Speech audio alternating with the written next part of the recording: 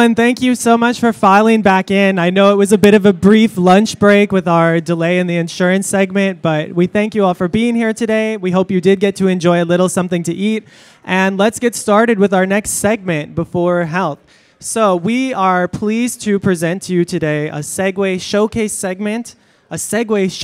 segment of our international and startup companies at Plug and Play. My name is Christian. This is my colleague Megan, and we manage our international program here at Plug and Play.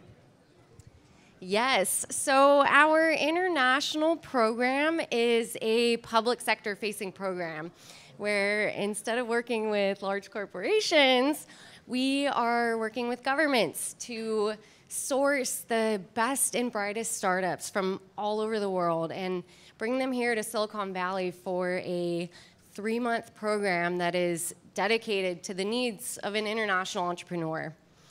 And then aside from our international program, we have our Startup Camp program. And this is our investment-based in-house incubation program. So now we will see 3 startups from the international program pitch and 4 from Startup Camp. Are you guys ready? I hope so. All righty, without further ado, I would like to welcome up Oyster X. Thank you. It's open. Yep.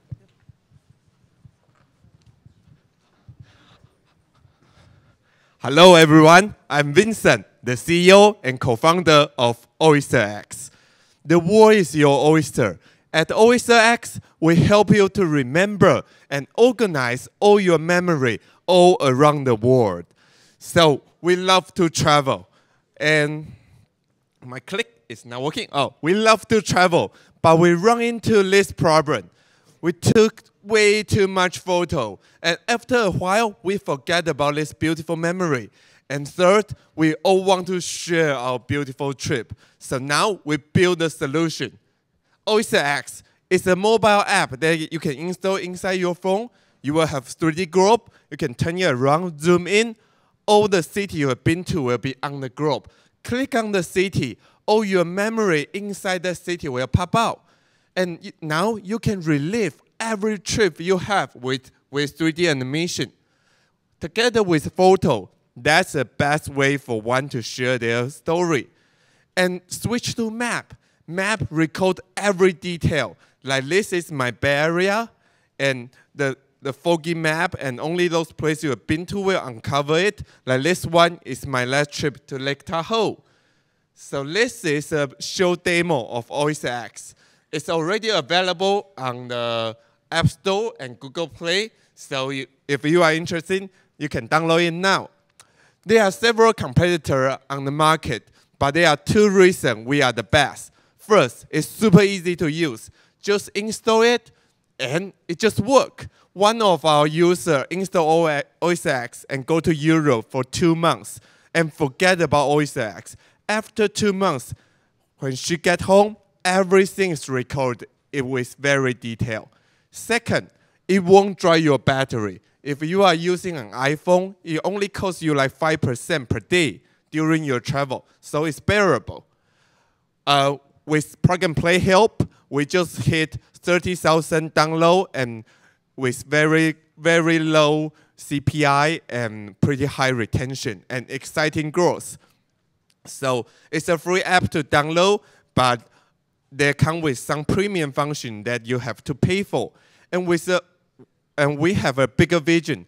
Because we are always with the traveler, we know where they are, where they stay, which city they stay, so we will do location-based recommendation after.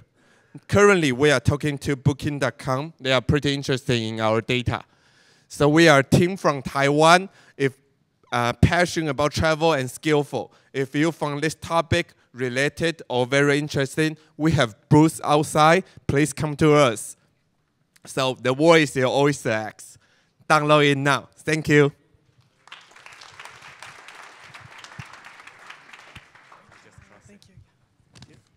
Thank you, Vincent. So Our next startup comes to us from Taiwan also. By the way, I have to say I'm a user of OysterX. I'm very satisfied also. So I'm one of those, what was it, 30,000 users? So our next startup from Taiwan is called Flow Nano. It is said that the idea for Flow Nano came to Mike like a ray of divine inspiration in a dream. So let's hear about Flow Nano from Mike Tan.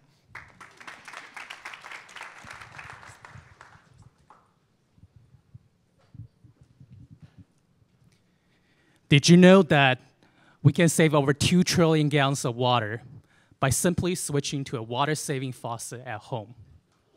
Yet, not all of us want to switch to water-saving faucet because it can create a lot of discomfort. In fact, it's not easy to make a good water-saving device because we have to fulfill the same level of comfort, efficiency, and cleanliness using only a fraction of the original flow. We also have to keep the design simple so that it is low cost and easy to use. What makes Flow Nano unique is that by using microstructures to control the fluids at the microscale, we are able to fine-tune the thousands of microstrings that makes up the bulk flow. And by doing so, we're able to make a water-saving device that generates luxurious water sensation without using droplets or mist. Entering Flow Nano, we present you with 3 different water-saving technologies to meet your needs. The Siri not only sprays water, but actually forms a vortex on your hand. The Safi is a droplet technology that lets you control micro droplet size and generation frequency. The NanoString is a liquid delivery technique that gives you nanoliter volume control with laser-like delivery accuracy. Flow Nano can impact a global market. In addition to making just the flow adapters, we can also make shower heads and whole faucets. We can also use the technology to make smart irrigation tools and industrial-grade nozzles. Our technology was funded by the National Science Foundation, the Santa Clara Water District, and the Taiwanese Innovation Center. We have also received great feedbacks from users. We are a team of 4. I developed the technology. Job helps with marketing. Sean ensures quality of the products. And we're also grateful to have Neo joining us as our mentor. He has provided many great advices to help move us forward. With your help, our technology can save over 2 trillion gallons a year. So come join us, and together we will save the future.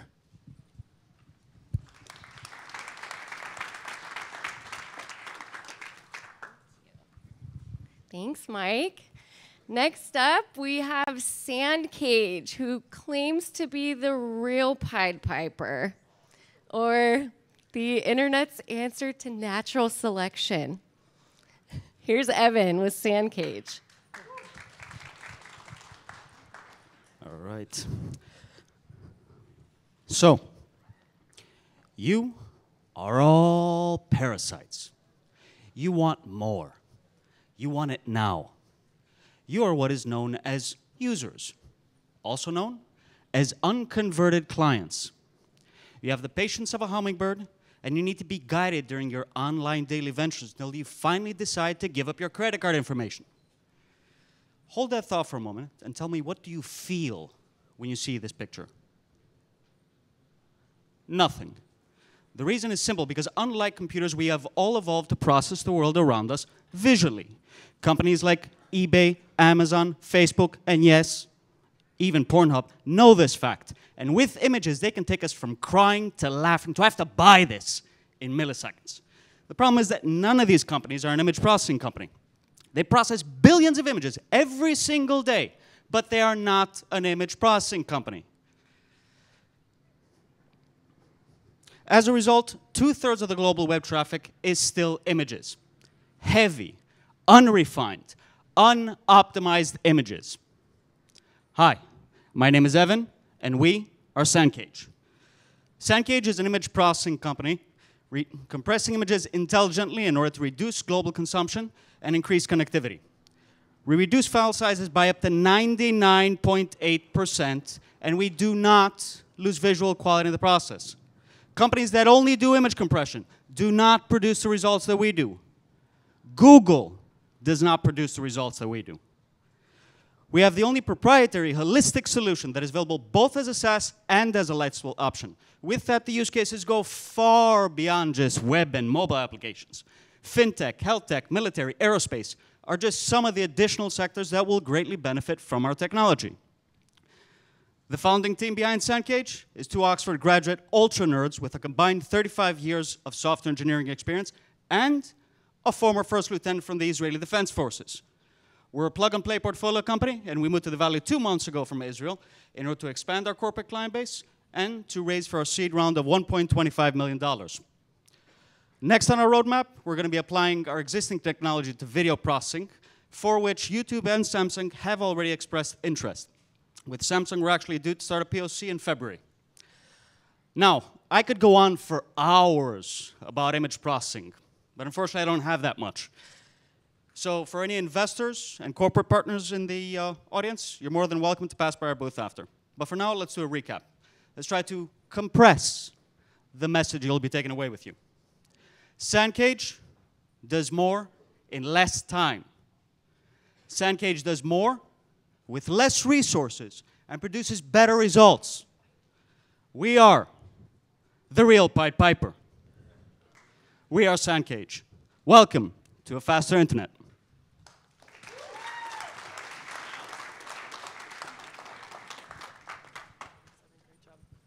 Thank you, Evan. Kind of dropping the mic on that one. So that is going to be a wrap on our international companies. We do have a couple startup camp companies to present to you as well. So moving right along, we are now going to see Serena in the cybersecurity space with Theodore presenting to you. So Theodore, take it away.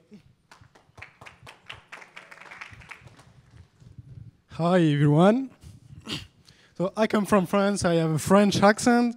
So let's talk about Serena. I come from defense industry, and I want to protect small offices, but we quickly understood that the main problem is also IT is a mess. So the problem we're facing is Fortune 500 IT and cybersecurity is hard to be deployed, managed, and update its small and branch offices. So we came up with an idea, bring that simple, and Serena is a virtual box managed that can be deployed in minutes and provide every user every features he needs secured. What that mean? On the customer side, they can deploy a solution quickly in few minutes and so a new office in few minutes. They save time and money. That's also true for the IT partners and channels. They can now deploy remotely quickly at low cost while increasing their monthly revenue. Of course, we have a great UX, great technology, and we have defining finally a new kind of product, both IT infrastructures and cybersecurity. So we have two kinds of competitors, big coming from cybersecurity, big from IT infrastructures, but they're failing, and they're going to fail again, according to Gartner, because they come from big to small offices. Our milestone, we come from France, but now we are a US-based company. We moved to a full infrastructures as a service company, and that slide is already false because we already released our virtual machine last week, 20 deployments just these 3 days, and we have a lot of pilots that want to be deployed by the end of the year. 3 reseller signs, including Carahsoft, the biggest one for the US government. So we're now ready to scale, and we're talking with 25 IT resellers, channels, and 15 carriers from all over the world that face these problems and want to use our solution to go on in the market. Our team I come from defense world, and the team we made is that senior people both from France and US that know how fix problem while scaling our company and becoming a worldwide player in IT infrastructures as a service. And for that, we need $750,000 to scale our first customers and resellers and scale the team in order to reach that carriers to scale a worldwide player. At the meantime, we're looking for cooperation with many small offices and branch offices to make pilots and scale with them. Thank you for your attention.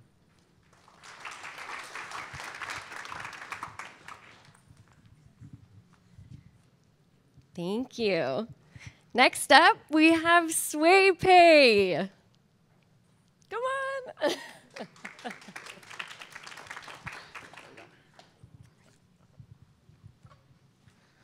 Hello, I'm Şevket, and I'm CEO of SwayPay. SwayPay's platform helps merchants reduce shopping cart abandonment and fraud by motivating shoppers with instant discounts, on-the-spot financing, and fast biometric payments.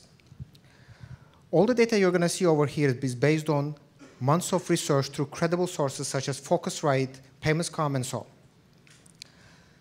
We start with $1.3 trillion problem. 69% of the online shopping carts are abandoned at checkout. Shoppers abandon checkout because they perceive a high price or can't find coupons. They don't have time for forms and registration, or have security concerns with their passwords. As travelers, we know these frictions already.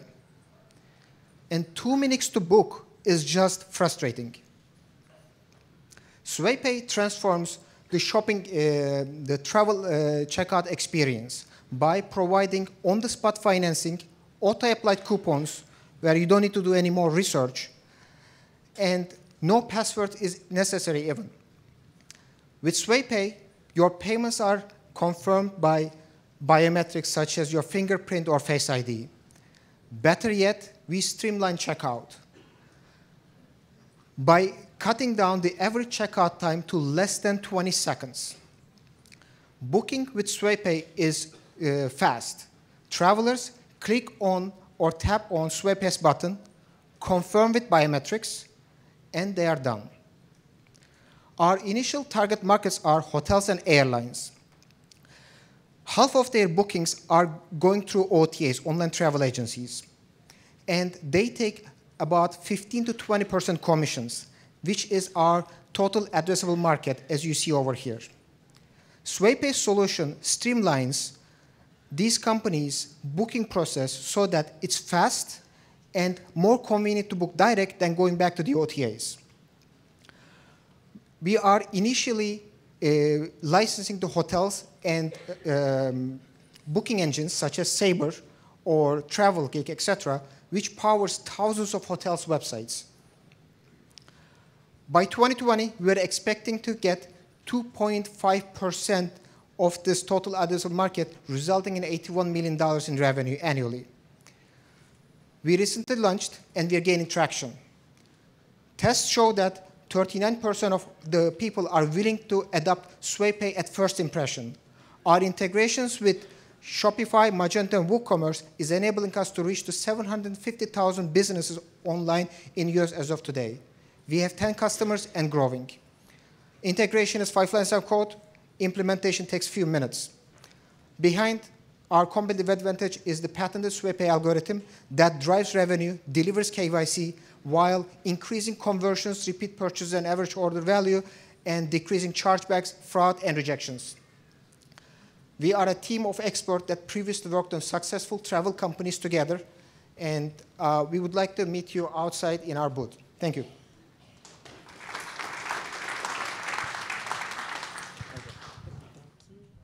Thank you, SwayPay. So swaying right along here, our next company is going to be DataVia.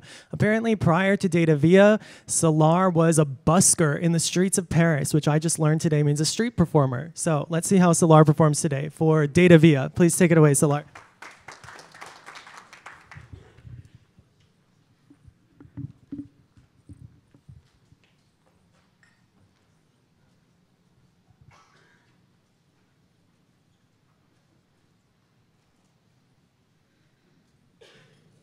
Sorry, I'm just testing the... Well, good afternoon, everyone. My name is Salar. I'm the founder and CEO of DataVS Systems. DataVS technology is about high resolution and real-time imaging for autonomous transportation. We know that cameras are a major part of autonomous sensing. And a good example is Audi A8, 2018. This car uses 6 cameras, and the car provides level 3 autonomy. Now, what's unique and advantageous about cameras is that they can recognize color, depth information, multispectral IR visible, and the 360 field of view around the car. And this car, by the way, uses GPUs. Now, the overarching challenge is that camera sensors have outperformed computers in the last decade or so because of this resolution and speed. So as the companies move towards higher levels of autonomy, it's inevitable that they want to use better cameras, higher resolution, higher speed. And the direct consequence is that these companies end up using multiple units of GPUs or more powerful GPUs. And what happens is that these GPUs are power hungry and expensive. Sorry, this clicker doesn't work properly. But now, what is our solution? So we have artificial intelligence that is FPGA based, and what it does is it does real-time image analysis, and it does comprehensive power management of the car based on the predictive power that it has on avoiding unnecessary acceleration or deceleration of the vehicle. So it optimizes the power consumption. The images are sent to our platform. It's an FPGA processing unit and the AI for image processing real time. And the results are sent back to the main computer system. And the result is that we use less power and the solution is less expensive. So in terms of quantification, we save about 10 to 20 times on the power consumption and 20 to 30 times on the cost once the solution is converted into ASIC. Other advantages is that this system is fully programmable, it's very stable and reliable, and in terms of security, it's a closed system. So it doesn't have the problems of vehicle-to-vehicle or vehicle-to-cloud solutions. We do have customer traction. There are 3 categories: car manufacturers, FPGA suppliers, and tier 1 suppliers, and camera manufacturers. To name a few, Ford, Hyundai, Intel, and PCO, Hamamatsu, and Andor. These are the camera companies. We have a fantastic team, except myself. This is the 3rd company that I've started. And extensive experience is in the business and imaging world. And Sheldon is an industry veteran. Before I was born, he was programming for NASA, and very experienced and well-rounded in terms of software development. Kevin used to be my manager at Andor. The last job I had was for the camera company. And Cosimo was my classmate in grad school with 2 PhDs in the imaging space. So a little bit about our capital plan. We've raised $200,000 so far, and we've had a few iterations of the prototype. And with the customer traction we are planning to raise $1.2 million to expand the team. And with that, I conclude the call. Thank you.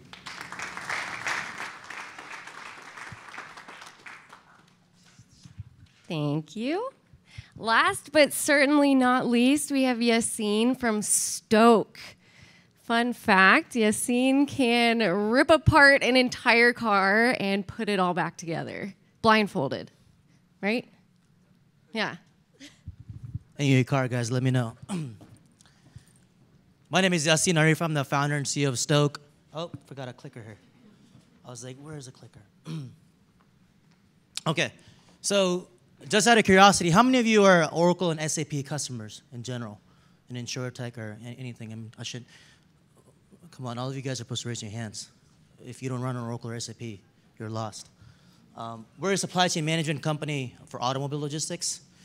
So a lot of companies, these big companies, OEMs, run on SAP and Oracle. They understand and they know these systems are very complex, they're time-consuming, and they hinder your progress to be able to really do your job efficiently as an organizations from C-level all the way down to execution level. When the world we're living in today, we expect every single thing like Uber in your hands. It's not so easy with supply chain management. It's a little bit complex in the automotive industry.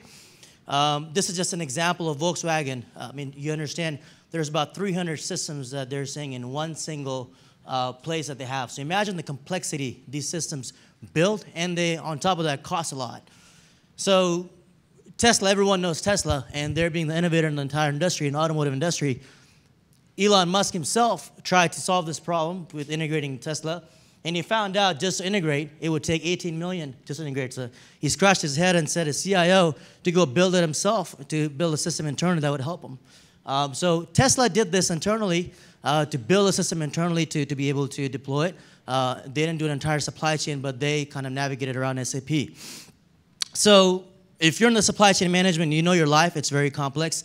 And this is kind of a day in life when you have different organizations producing vast amount of data, cars producing data, everything is producing data, everything is flowing inside out. And this kind of gives you with the old redundant systems of SAP and Oracle with multiple systems when they want you to buy more and more and more and more and make things more complex without having any visibility into your current systems, as well as not having analytics on top of.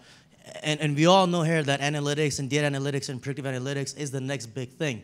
So you wonder what is Stoke and how are we doing this? And am I crazy enough to really take over SAP and Oracle and supply chain management? So the current system, if you look at a car, how a car is produced, for those who are car fanatics, a car goes from a factory to dealership, and if it's around the world, it will travel around 10,000 miles, and close to around 10,000 miles, you'll have multiple parties touching that system. You can understand, as I said, it's not so simple as ordering an Uber. This whole complexity, how that raises an issue. So that's where it still kicks in. We're a supply chain management solution. We start from, it's a wheelhouse of solution that kind of integrates into every single sector of the automotive industry to be able to bring visibility into place. And the fun fact behind it is that we are integrating, and we have integrated blockchain into the technology sector of the house. So now you really have the source of truth where your car came from. We are here to own the automotive industry, and I'll tell you how. The current supply chain management system, it's 4 keys to it. It's a centralization where all parties into it are able to integrate, they're able to talk, they're able to do seamless integration, they're able to understand how the data flows. Executives can make decisions when they get off of their beds right in front of their desktops and laptops. It's an automation, so everyone talks about machine learning and AI. That's a natural thing into it when you get into data and data science. Distribution should happen automatically when you include blockchain and things of those natures. You understand who are the trusted parties, the ledgers, the smart contracts, and things of that nature. And optimization is key of it, right? So how do you optimize? How do you save money? Supply chain management for years and years have been a cost center just like IT. Till now, people have realized that it's not a cost center. It's a center where you can actually make more money off of. It's a center that you can increase your productivity. So CEOs and CIOs understand that, and they're shifting their mentality now. With the first thing we did with carriers, we have partnered with companies like U-Haul. Just through that, we've dominated the carrier industry. We have 285,000 truckers and carriers in our platform. That's huge. That's humongous, just being a startup. Our business model, this truly doesn't speak to it because every single thing that you saw in the wheelhouse does actually produce revenue for us. But in a simple term on a slide deck, you can see we do monthly subscription for the supply chain model, and also integrations and things go on top of that, as well as carriers when they give them money and we actually open up the doors to disruption for small carriers, we charge them percentage fees of that. So what are we doing today and where we are and all that? Currently, we make about 35,000 revenue being in beta. We have pilots with Honda. We have pilots with WWL. I'd like to take 30 seconds and speak about that. WWL has about 18 million cars they're going to ship around the world, that they ship around the world, not ship around, they ship currently around the world. That's our first enterprise customer. We're starting globally, and we're here to dominate the market. So, and we're going to start that project in January, and that's inked through the CIO and the CEO together. Current customers are Honda, Volkswagen, Nissan, AI, Enterprise, and U-Haul. And the pipeline is fat. It's a lot bigger than that. If you understand, if you're talking about supply chain, we're not just an automotive industry. We are now. But this same exact pipeline and same thing applies to other sectors as well, including InsurTech. Revenue projections, Honda and WWO will give us the leap in the kickoff that we need to have. So, you know, I've put WWO way far out, but we're starting in Q1, so that's coming in a little early, which is always a good thing for a startup. So the revenue projections are going to be a little higher, hopefully, in reality. Myself, I used to haul cars. I can rip an entire car apart, then put it back together. So my family has been car hauling business. I used to haul cars and the trucks, so I know how to do that. I was part of Oracle and Dell EMC, so more than happy to talk about infrastructure all the way down to servers and application development. Our other team members, Ali and Abdul, they have been part of Google, Samsung, and Verizon. So we've got people who are experienced. Thanks a lot. Last thing is, this is GSD team. This is the Get Shit Done team. This is our engineering team. So that's pretty much it. And we're currently raising $250K just for a seed round. Thanks a lot. Thank you. All right. Thank you so much, Stoke. I think as you guys can tell, he was very stoked to be on stage. Unfortunately, we got to keep moving things along. Thank you so much for joining us for this segue segment. What did you call it? Segue segment showcase of international and startup camp companies. So we are now going to hand the microphone off to our wonderful health program. Thanks for sticking with us.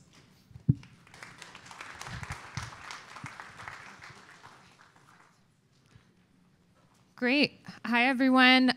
Welcome to the, it's so bright. Welcome to the Health Batch 5 Demo Day.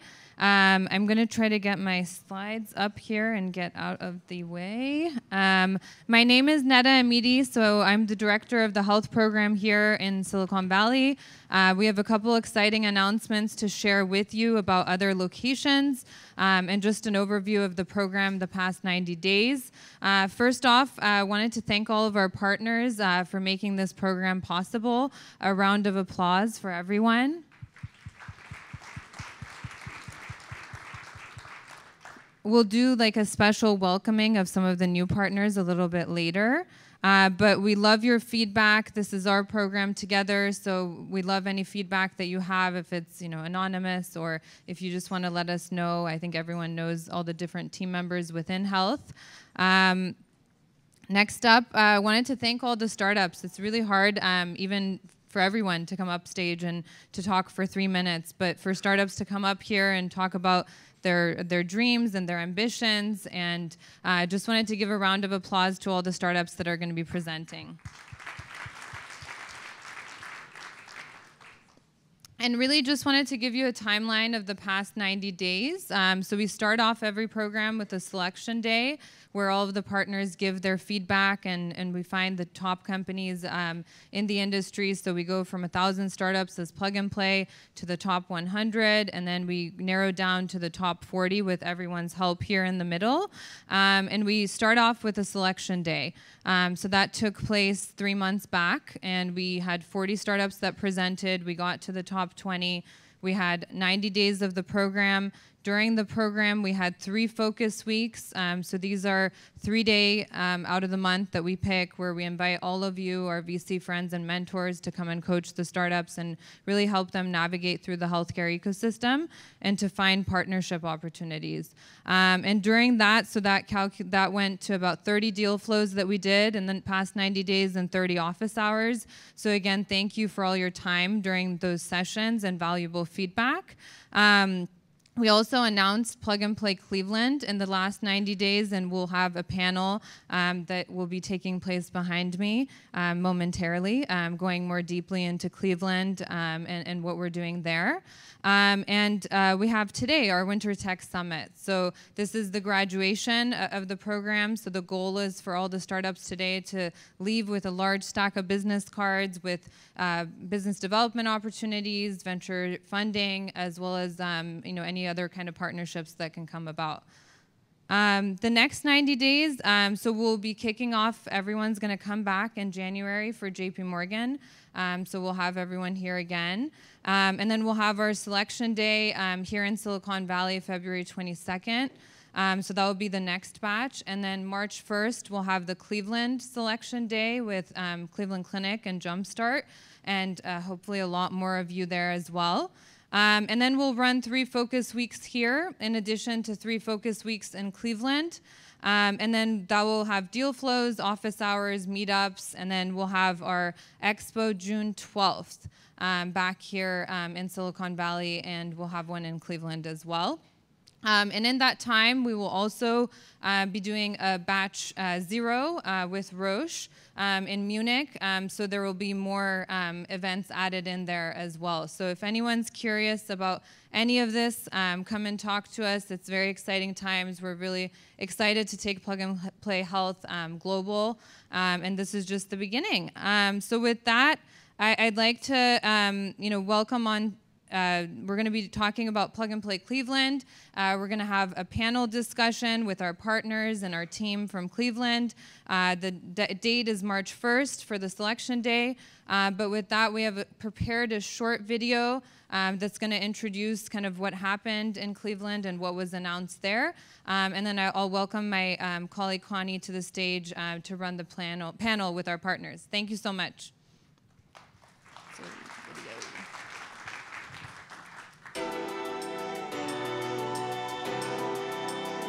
Together with our regional partners, Jumpstart and Cuyahoga County, we're all here and we're delighted to announce the partnership with Plug and Play. To introduce Plug and Play, we have their COO, Candace Widows, here to tell us about that. Entering into Cleveland, we've really built our business and our investment strategy in Silicon Valley by attracting startups from all over the world, startups, corporations, investors, governments, and university entities to access the resources that are unique to Silicon Valley. We've gone on to expand into over 20 cities worldwide, from Beijing to Berlin to Tokyo, and I'm so excited to add Cleveland to that list. And our goal is to attract startups from all over the world to access the resources that are truly unique to the Cleveland area, the amazing healthcare resources, the amazing industrial resources. And we want to bring together all of the amazing companies within the value chain of the healthcare industry to bring new medical innovations to market faster. So with that, I'll pass it to my colleague. Candace, thank you very much. This is tremendously exciting, this partnership with Plug and Play. And from the Cleveland Clinic perspective, we're at the forefront of delivering innovative and leading-edge care to our patients. However, we know that in this era of healthcare, innovative solutions have to come from many different sources, and they have to come from sources all over the world. Every 6 months, Plug and Play will review hundreds of healthcare startup companies around the world and identify the best 10 to 20 of those companies, and then those companies will come here to Cleveland. The founding partners, along with other partners that we expect to join, will all have opportunities to work closely with these companies. We look forward to seeing this pipeline of companies and these innovative solutions that they are developing and that we will develop together. The CEO of Jumpstart is here with us. Ray, what are your thoughts about this and what this means to us here in Northeast Ohio? Thanks, Brian. My name is Ray Leach, CEO of Jumpstart, and Jumpstart's mission is to unlock the growth of diverse and ambitious entrepreneurs to economically transform Cleveland and our country. So Jumpstart has been very, very focused as an economic development organization on entrepreneurs inside Ohio. About a third of our portfolio are healthcare-related entrepreneurs. If someone had told me even a year ago that we'd have the opportunity, that Jumpstart would have the opportunity, and the entrepreneurial ecosystem would have the opportunity to partner with the Cleveland Clinic and Plug and Play, I couldn't have been more thrilled. And here we are on the day where we're announcing this. And so we're super excited about not only this collaboration with the clinic and Plug and Play, but how this will accelerate the evolution of healthcare innovation in Cleveland. And joining us remotely in the United Arab Emirates is the CEO of Plug and Play, Saeed Amidi. I first must congratulate you in your global reach. When I entered this hospital in Abu Dhabi, and I think you can see a little bit of a picture of the outside of the hospital, it must be the best hospital that I have ever walked into. And the quality of the facility, the quality of the care is incredible.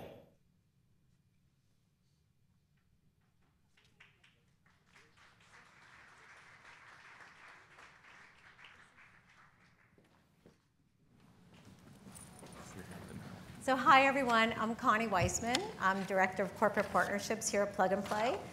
And I'm joined by Pete O'Neill, who's the Executive Director at Cleveland Clinic Institute Innovations. Yes.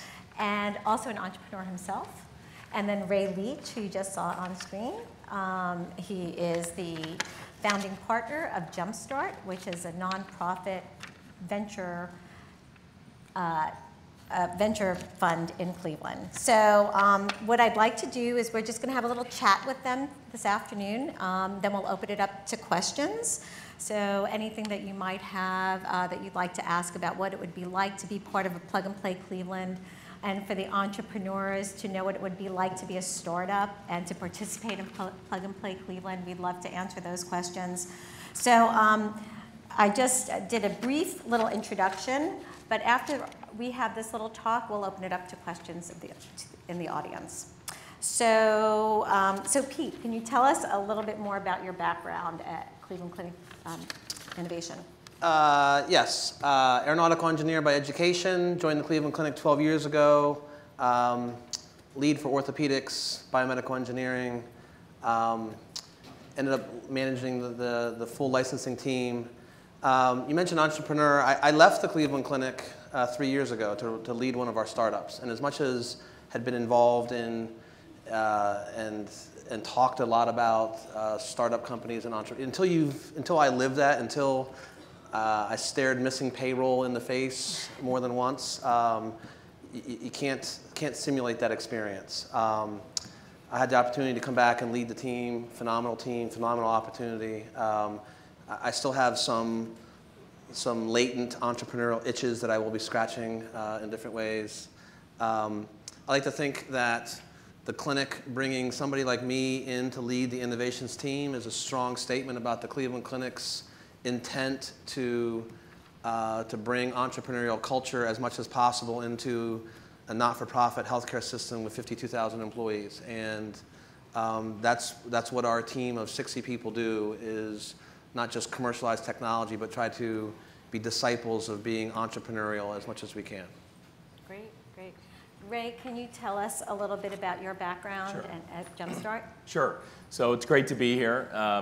I've been part of a very unusual and interesting experiment in the Midwest of the United States in a city called Cleveland, and that was the creation of a 501c3, or a nonprofit now, 14 years ago, whose mission and purpose was to begin the process of dramatically evolving our entrepreneurial economy and ecosystem in Ohio and across the Midwest. My background, I've started 4 tech companies, spent a lot of time out here and in Seattle and in Boston in the first 20 years of my career. And for the last 14 years, I've been leading this organization that has had a very intensive focus on supporting entrepreneurs in Ohio.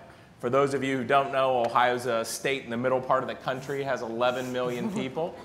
And 11 million, so it's a pretty sizable state. It has some very significant cities and industries. It's a very diverse state. So Northeast Ohio has historically been a very large manufacturing center. It's now become a very large medical center for innovation and for service delivery.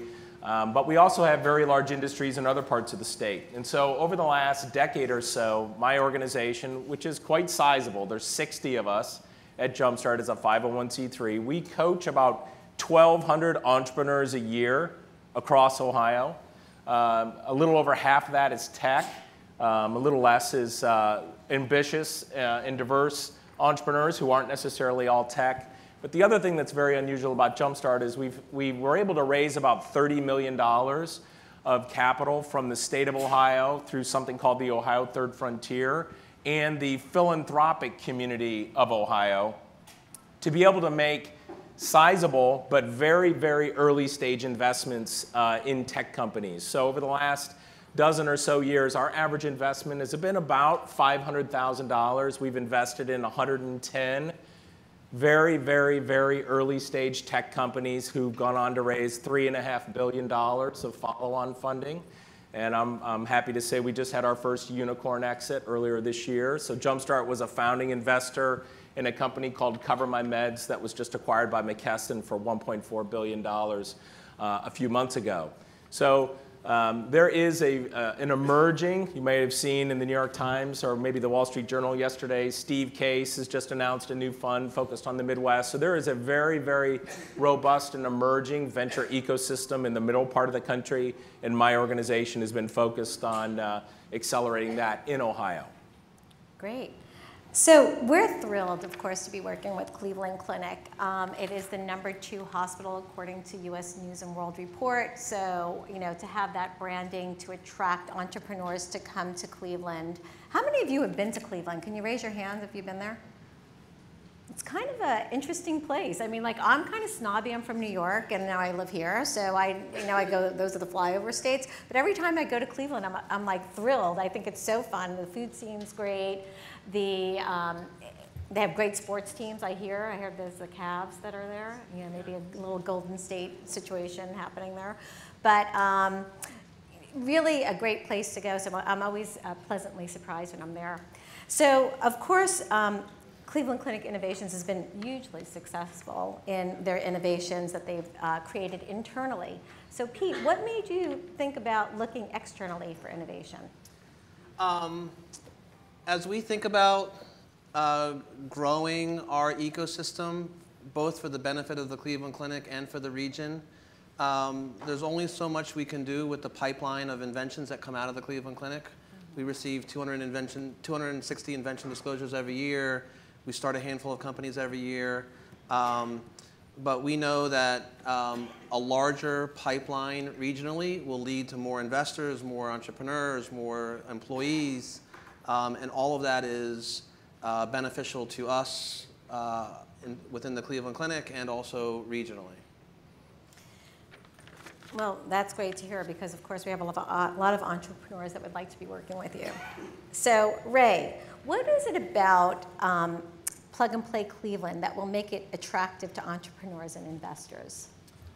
Well, I think one of the things that is so compelling about the middle part of the country, and of course we're connected to Ann Arbor and Chicago and Pittsburgh and all these other sister markets, is that first there's a lot of very, very large customers in our geography. About a third of the Fortune 500 is located within a 3-4 hour drive of Cleveland. There's also very, very, very large healthcare institutions across that footprint who are trying to solve complex and compelling needs. And then the third aspect that this collaboration between the Cleveland Clinic and Jumpstart brings is we have quite a bit of capital to invest. So today, Jumpstart's investing $40 million in new resources, and we're focused at that seed, pre-seed, seed, and Series A. And the Cleveland Clinic has similar amounts of dollars. So we have and of course they have a very large institution with lots and lots of smart folks who are trying to solve some of the most compelling problems and challenges. So we've been able to basically build a laboratory of all the necessary ingredients that can accelerate an early stage entrepreneur much more quickly and efficiently. And of course, I won't get into the cost of living and all those other issues, but incredibly low cost. We have companies, we're able to accelerate the growth of companies for a fraction of the amount of money it might take in New York or Boston or particularly Silicon Valley.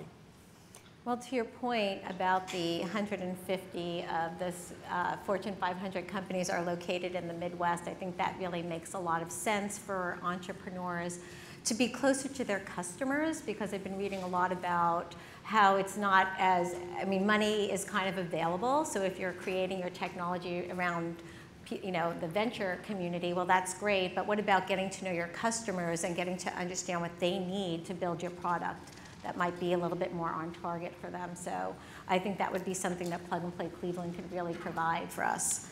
So Pete, how many pilots would you say Cleveland Clinic Innovations would do a year?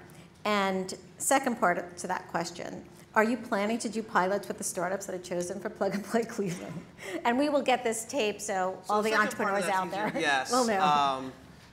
Yes, we're already familiar with this. We get inbound interest from companies all the time today. On average, about one company a week approaches us looking to do clinical study, collaborative development, access one of our clinicians to be on an advisory board or such, and we already support working with those companies. the reasons we do that are our staff are very innovative and they want to be involved in cutting edge work. So that's, again, a part of staff attraction and retention. It also is just good institutionally for us to be involved with these companies. We're not, we don't do that work always specifically to say, oh, we want to then become a massive customer. I mean, we have that perspective, but if we can help those companies, we will.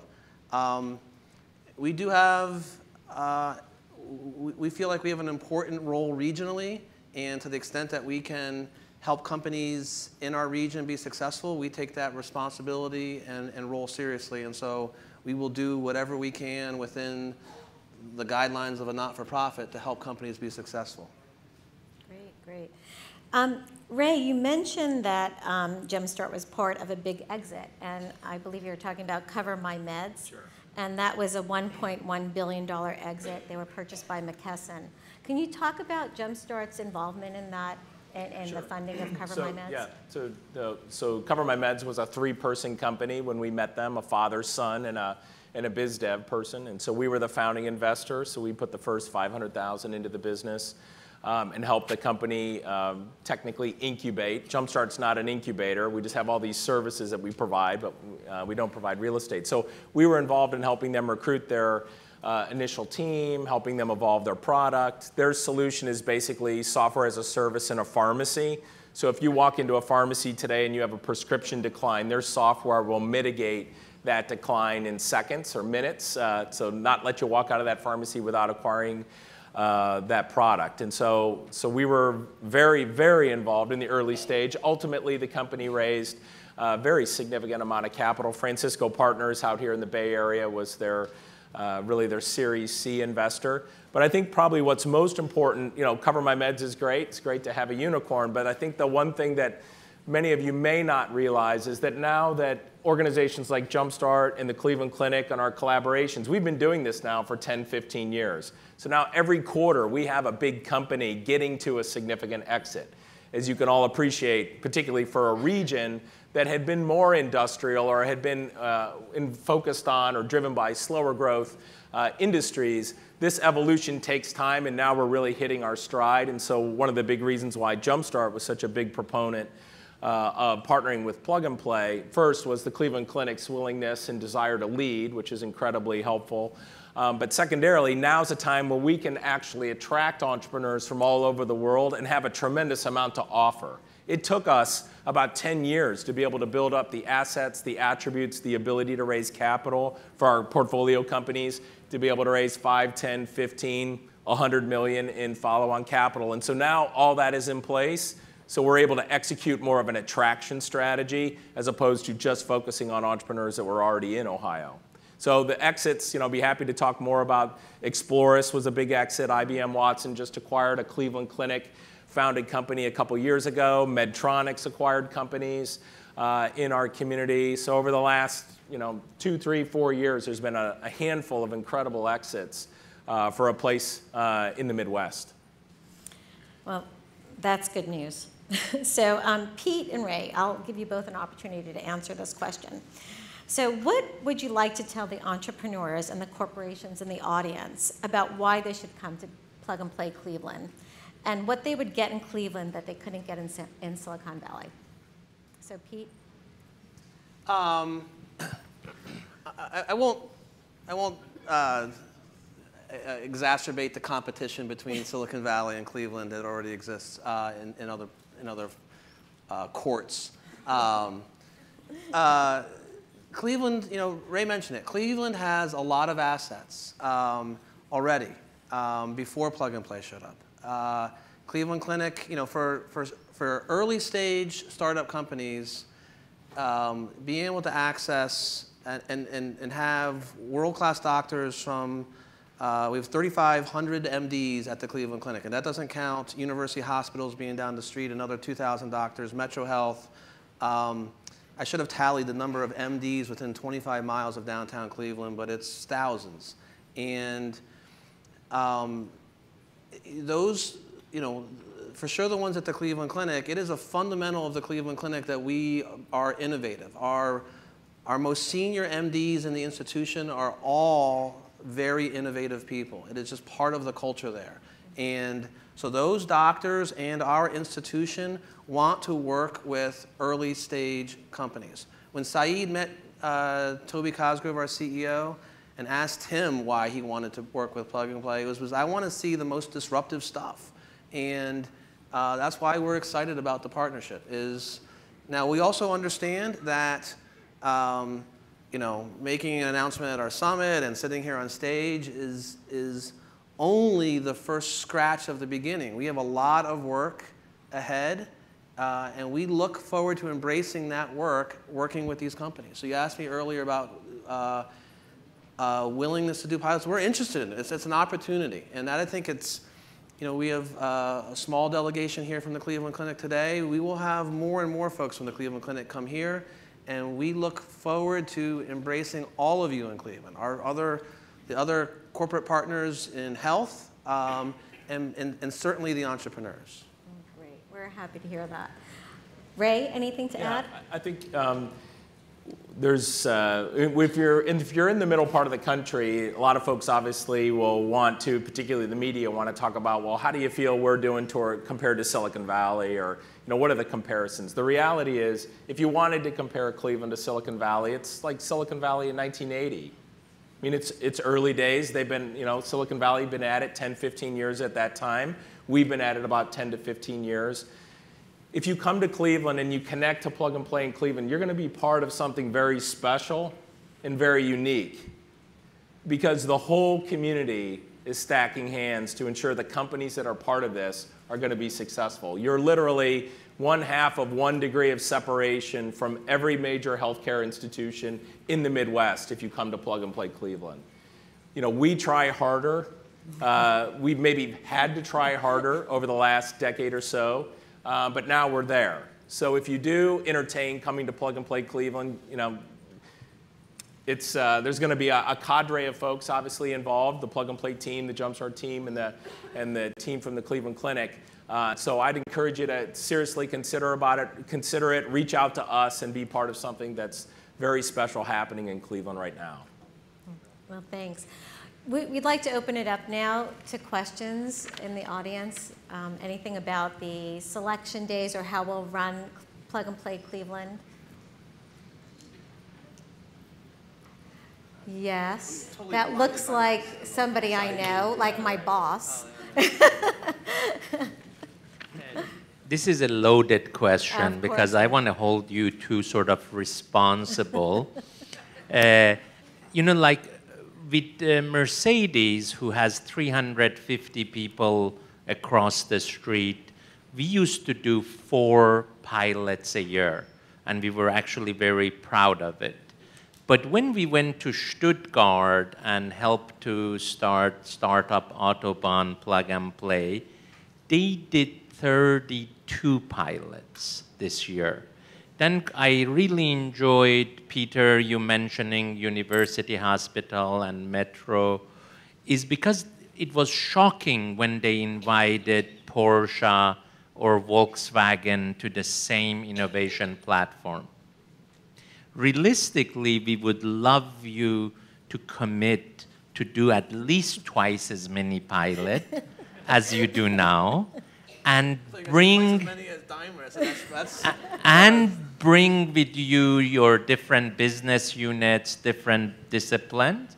And then for you, Ray, I would like to challenge you that together we fund 10 out of the 20 startups that will be there. So I want commitment and numbers. Any takers on that? So Jumpstart Fund, today Jumpstart funds about 35 companies a year, 35 to 40 companies a year. We are very, very hopeful that we will invest, maybe co-invest with Plug and Play, but that we will invest in lots and lots of companies. We have the capacity to invest in even more companies. So we're very excited about the opportunity to invest. Today, I mentioned earlier our range. Today, Jumpstart invests anywhere from $250 to $2 million per company. So our aperture is expanded. So I will take you up on that challenge. How about a dozen? Wow, all right. So, yeah, I've been in some ways cursed by being well trained by the attorneys inside the Cleveland Clinic, so that I will avoid being very committed on stage. That being said, I will commit that follow through on the Cleveland Clinic side will not be the nozzling element of us doing pilots. Like I said, we've got 3,500 doctors. We have lots of different parts of our business strategy teams that are very interested in working with disruptive leading edge companies. That's just the Cleveland Clinic. We are today out recruiting other groups to join Plug and Play Cleveland. I would love to have our friends from Ascension, J&J, others join Plug and Play, and anyone else join Plug and Play Cleveland and share in that collaborative, open culture of working with these companies. Great. Well, on that note, we're just thrilled, again, to be part of such a world-renowned brand and to be working with Jumpstart. And it's been 3 years in the making, but I think we did it. We're looking forward to having our first selection day on March 1st in Cleveland. So entrepreneurs, send in your applications, and we look forward to seeing you there. So thank you.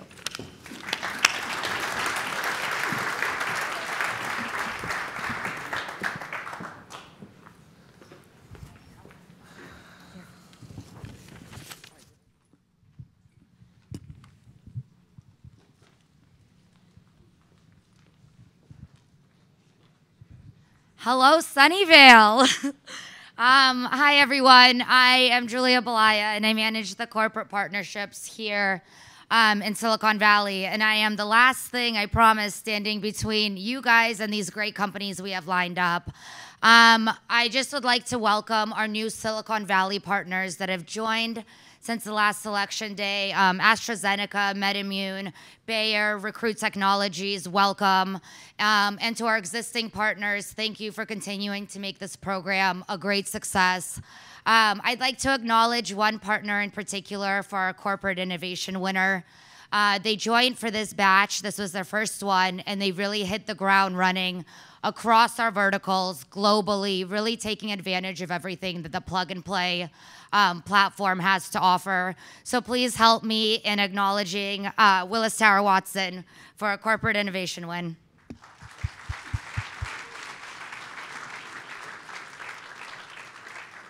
Congratulations. And a couple of housekeeping items before we begin. For our judges, at the back of your badge, you will see a survey or a event brochure app. And this will have all of the profiles of the selected companies. And it will have an opportunity for you to vote for them real time in the survey section. So please make sure to go online and get that set up. And at the end of the pitches, we will be able to get the winner right away from your real-time votes.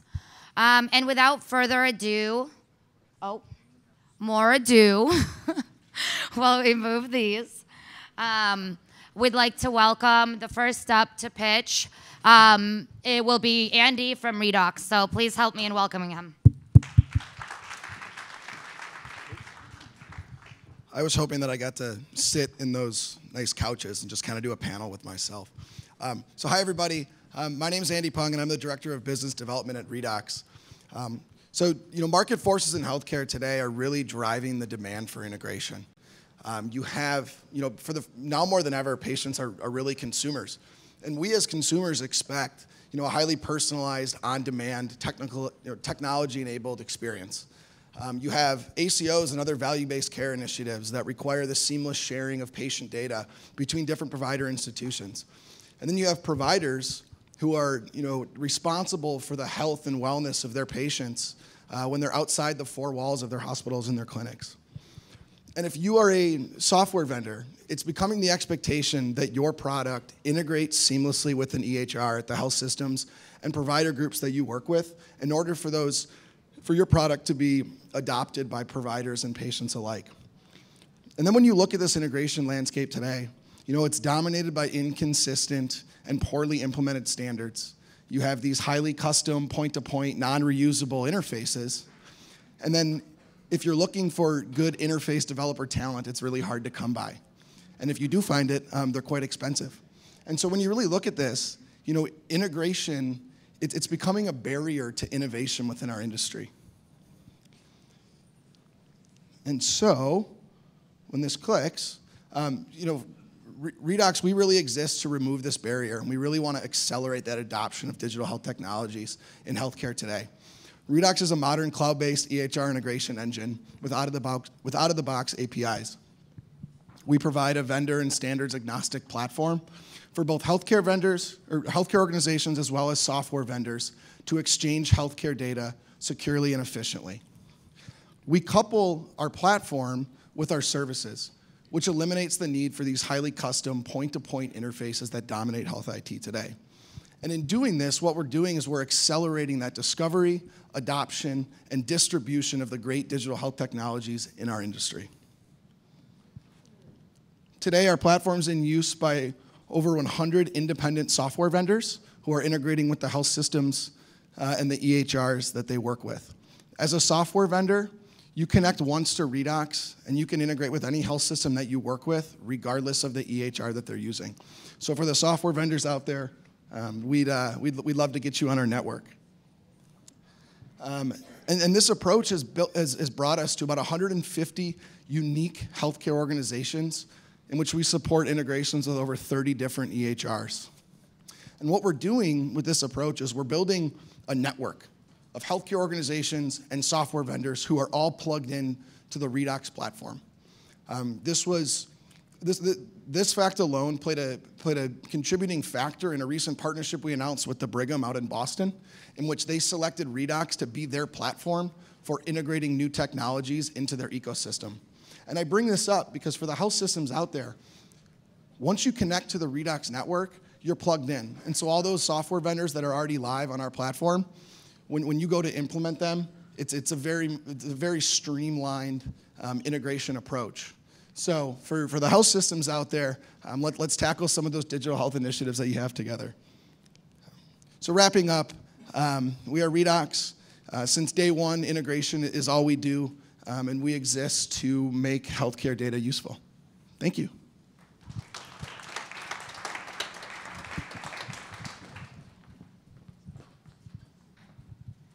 Our next speaker from the land of the Jolly Green Giant is Komathi with Monarch. I didn't think you were going to really announce that. Thank you. Oops. All right, well, it takes $2.5 billion in 11 years today to get a new market, or a new drug to the market. This is primarily due to clinical trials. Sorry, it's not clicking for me. There we go. Every one of these drugs and devices must go through a clinical trial before they get to the market. However, 80% of these trials are delayed, costing pharma and device companies $1 million a day. And this delay is primarily due to a lack of patient enrollment because the industry relies very heavily on brick and mortar clinics and busy physicians to actually find and engage the patients and generate the data. So my name's Komathi Stem, and I've done about 1,000 trials across the globe, and before I became the head of innovation at Genentech. There, I became an industry leader in optimizing clinical trials, and I'll say it's a very interesting time right now for the industry. We are at an inflection point, sorry, the clickers, where the point of care has shifted from the clinic to the smartphone. And this is the real opportunity that exists right now. There's a digital transformation going on, and I founded Monarch to help propel the industry into this digital era where research is not siloed, but integrated into patients' daily lives. So what Monarch has built is a digital research platform that broadens access so patients can participate anytime, anywhere, We can generate new data in between the clinic from smartphones and digital tools, which allows us to get the data directly from the patient and accelerate trials. So we used our platform for rare lung disease research. And in this trial, we had 100% participation from all the patients that were invited because they could participate from the comfort of their home, no matter where they lived in the US. We also were able to collect data directly from the patient, which allowed us to literally enroll this trial in 2 weeks. This would have typically taken the pharma company 9 months. So we saved them almost over 6 months, which is a value of about $200 million for this company. So, and then we were able to, the patients were delighted because they were able to participate from their home. In our first year of business, we have $2 million booked in contracts with the top biotech companies in the world. We have over 10 million in contracts in proposal stage with companies that are very interested in using us versus a very expensive CRO, which is the typical choice for executing clinical trials.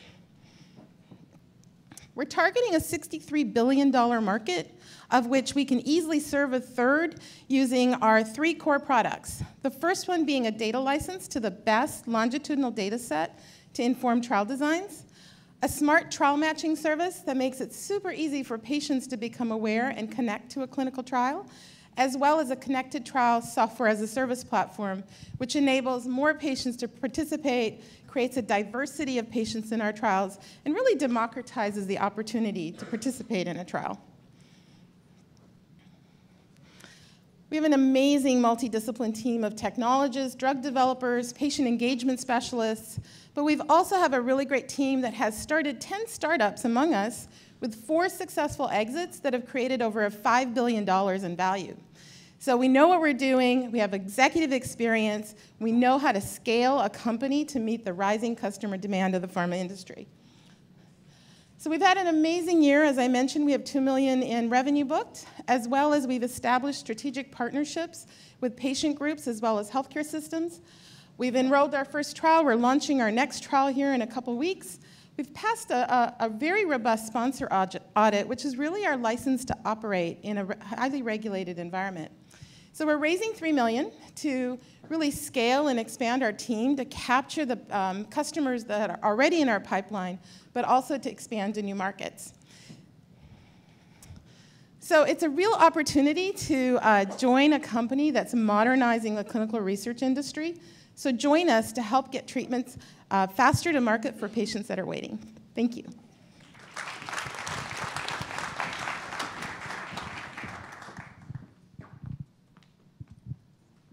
Thank you. Up next, we have Zavana with Elise 28.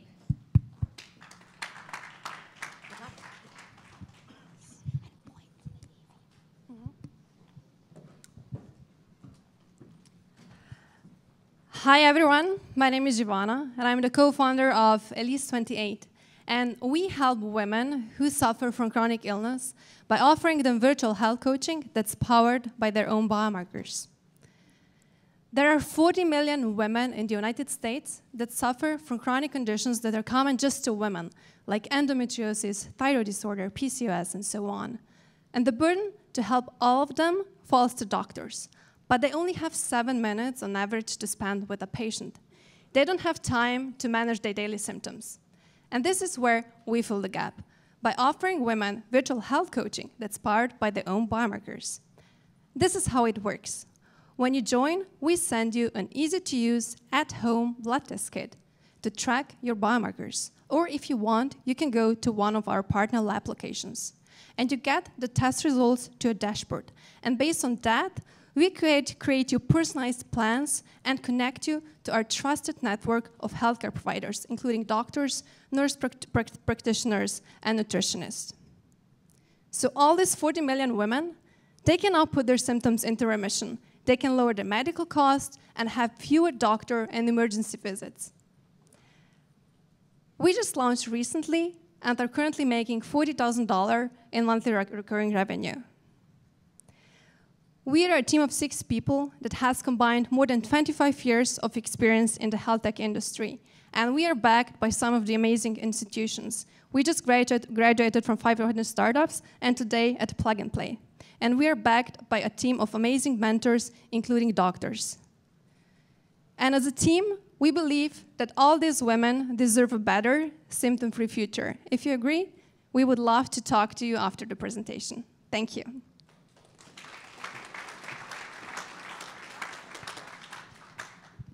So a little clarification on the voting app. At the end of the last company, I'll give you guys 2 minutes, and then you submit 1 vote for the company you like the most. So none of this live voting stuff I was talking about, I was told. And up next, we have Dr. Jin Lee with Baby Noggin.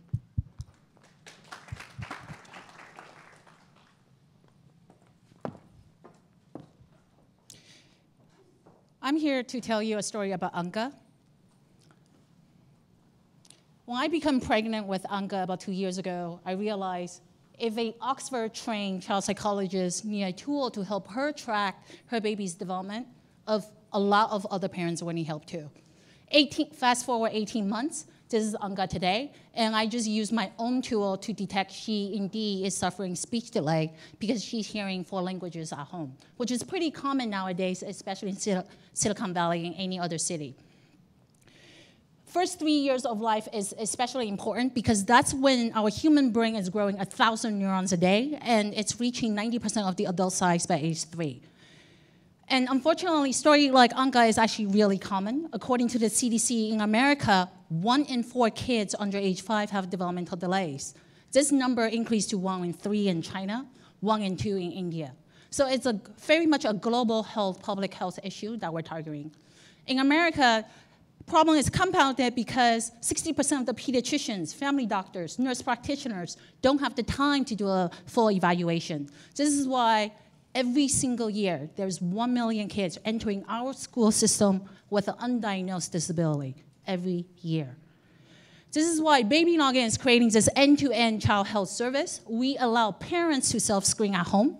We then connect them to their doctors for referrals and specialists, connect them to local support systems to receive free intervention, and ultimately harnessing that at-home behavioral data from birth every few months for the life of that child.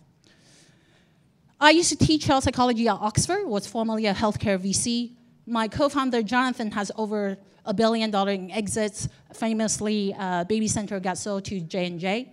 And head of engineer came from NASA Bioengineer and built apps for Fortune 100 companies. So we're a team to take this scale to internationally anytime. So the app is quite simple. Parents tell us how old the baby is. Based on the child's age, we give you tailored developmental surveys that detects delays in speech, motor, autism, social-emotional, cognitive ability, and the list goes on, because we're adding on more tools. And it's completely customizable for pediatricians, insurance companies, and so forth. Doctors in America also using our tool can earn upwards on average of $50,000 by collecting health insurance reimbursement using our tool. This is why we're charging them a monthly subscription rate. And currently, our customers include community health centers, pediatric clinics, hospitals, and our printing contracts include life insurance companies and major children's hospitals as well. Perhaps what makes us even more unique is our endorsement from the CDC, Steve Ballmer's group, and also Jeff Bezos' Family Foundation, and as well as Chan Zuckerberg's primary school. Because they understand if you want the highest ROI for health, you start from the get-go and as birth. That's what we do at Baby Noggin. So parents who download our app, 80% will download them after a pediatrician referral. 90% of them will complete a screening. And we recently also have an independent review from Lancet, which by far top 3 medical journal. We also have gotten tons of inbound international interest because this is very much a public health issue that we're trying to solve, including from China, Israel, Chile, New Zealand, Ministry of Health. So with that, we're closing a seed round, and more than that, we're hiring a lot of roles. So if anyone's interested, please contact me. And I want to end with Anka. She's fortunate to have her mom as a child psychologist. a baby noggin would want to help every single child to have that access. Because according to Nobel laureate James Heckman, investment in early childhood is the highest ROI a society can do for itself. For every dollar you put in, you get $17 in return. So please join me to help every child reach their full potential. Thank you so much.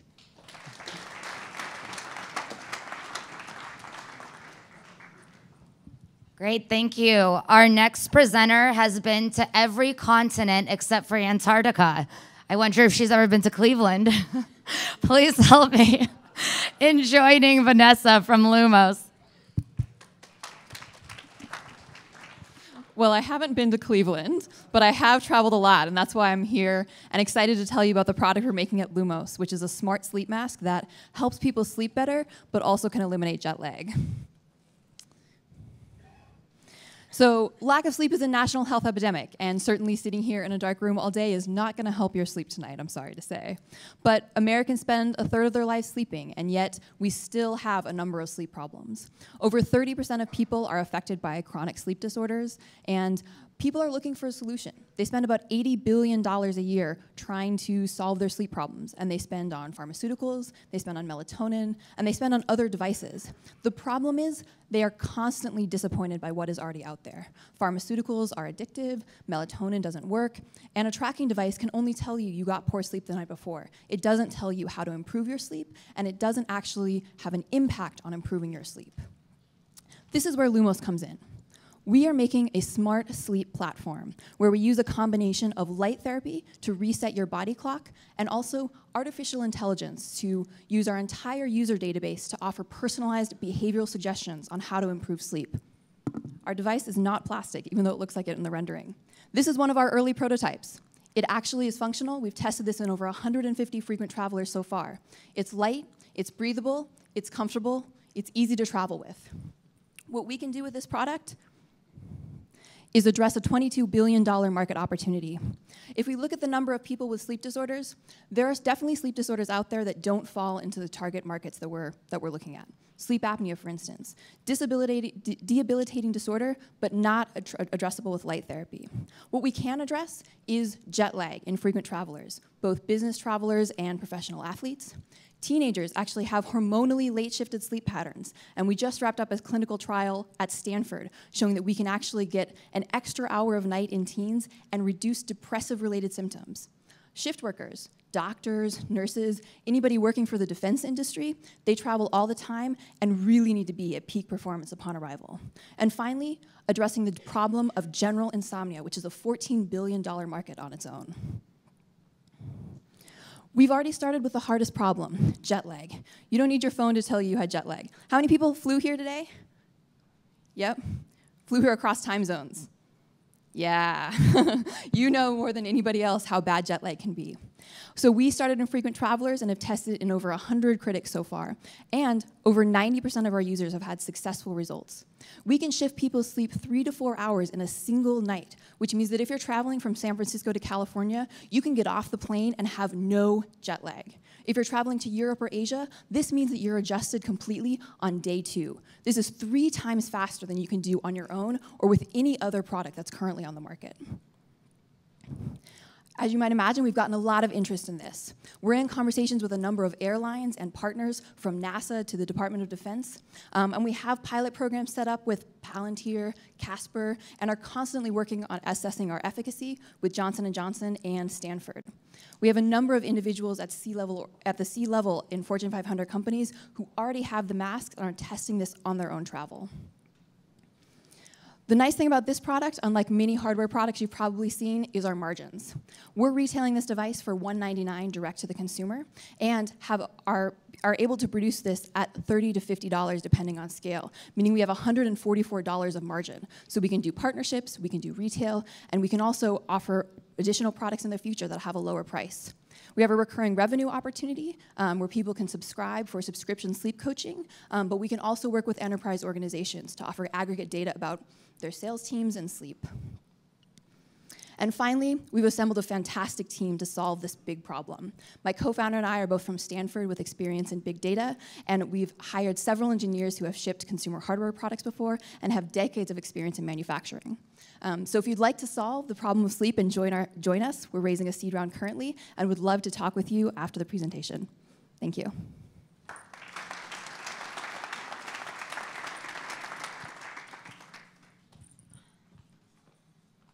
Thank you so much.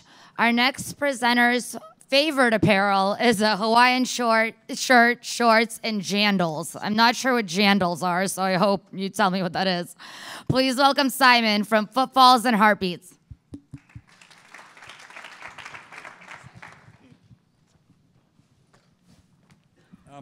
G'day. As you can tell, I'm not from around here. My name's Simon McMaster, and I'm the founder of Footfalls and Heartbeats. The team at Footfalls and Heartbeats wants to change the world, not incrementally, but very substantially. And the way we want to do that is by changing healthcare. At the top of everybody's list of things that they require for themselves and for their loved ones is health and well-being. We want to deliver that dream in a different way. And the way we're going to deliver that dream is with textile-based sensors. Everybody here today has interacted or will interact with textiles 96% of their day. They are a constant throughout our lives. When you drive to the shops, you go to the gym, you visit your grandma, all of those places you interact with textiles. And we are going to use those textiles as an invisible platform to help your health and well-being.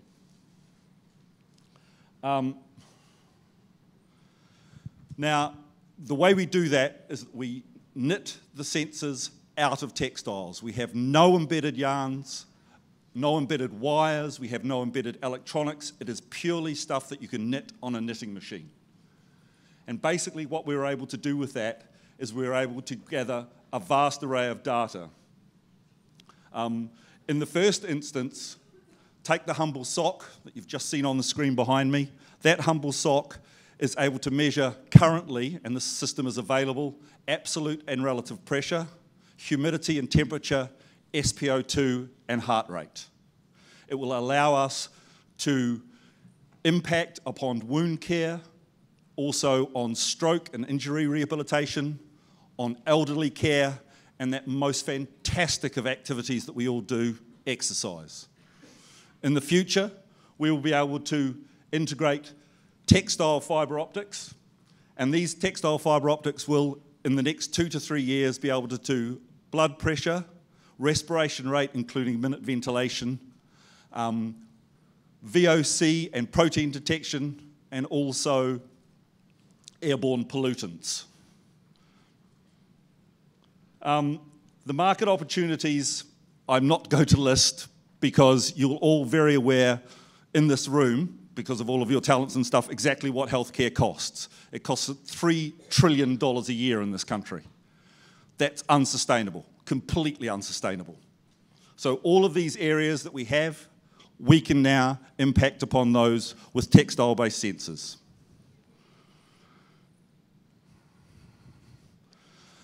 This is an IP-protected product and technology, and it will be able to do the prevention, prediction, and proper personalisation of healthcare in the future. Let's give some of the responsibility back to the individuals and leave those really, really talented healthcare professionals that we all know and admire to do no harm. Now, basically, this is the bit where I ask for your help. Footfalls and Heartbeats needs partners. We run a license model for a company, so we need partners who will test, validate, and sell our products for us. Those people we will provide simple solutions for you to your current needs and also your future problems. The other thing we desperately need at the moment, like all other people here, and I'll be a little bit more desperate than anybody else, we need cash, okay? We need 1.25 million at a 5.25 pre-money valuation. I apologise in advance, that's in pounds, can't do it in dollars, okay?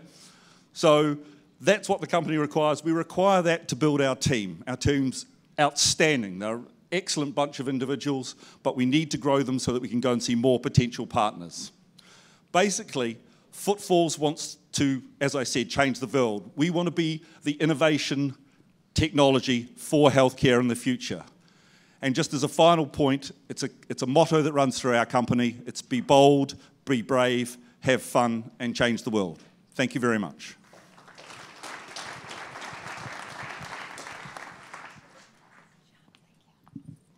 Our next presenter dreamed of being an astronaut while she was growing up, but has settled on watching The Martian 50 times and building out iSono. Please welcome Miriam.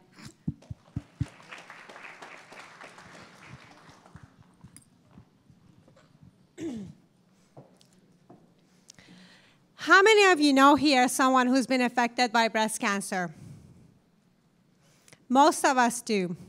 Having personally lost a close friend to breast cancer, we set on a mission to transform breast cancer screening.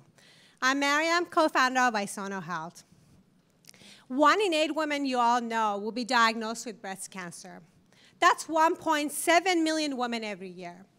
For these women, early detection is the key to better treatment and higher survival. But today's screening mammogram is inaccessible to millions of women worldwide, and half of women who have dense breasts, X-ray simply doesn't work for them. As a result, 1 in 3 cancers are missed at early stage. That's 1 in 3 cancers. We need a better solution. We have a rockstar team of hardware and data scientist PhDs from Stanford and Carnegie Mellon, as well as world-class clinical, business, and technical advisors. And we're so passionate about transforming breast cancer screening with our platform. Our solution combines automated ultrasound technology with artificial intelligence to make breast cancer screening more accessible and personalized.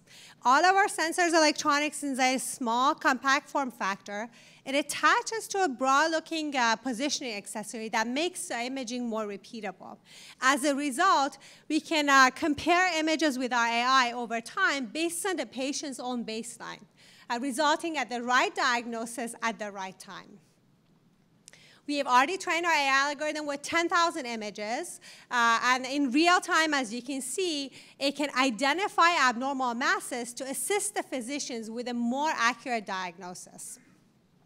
Our solution is safe. There's no radiation.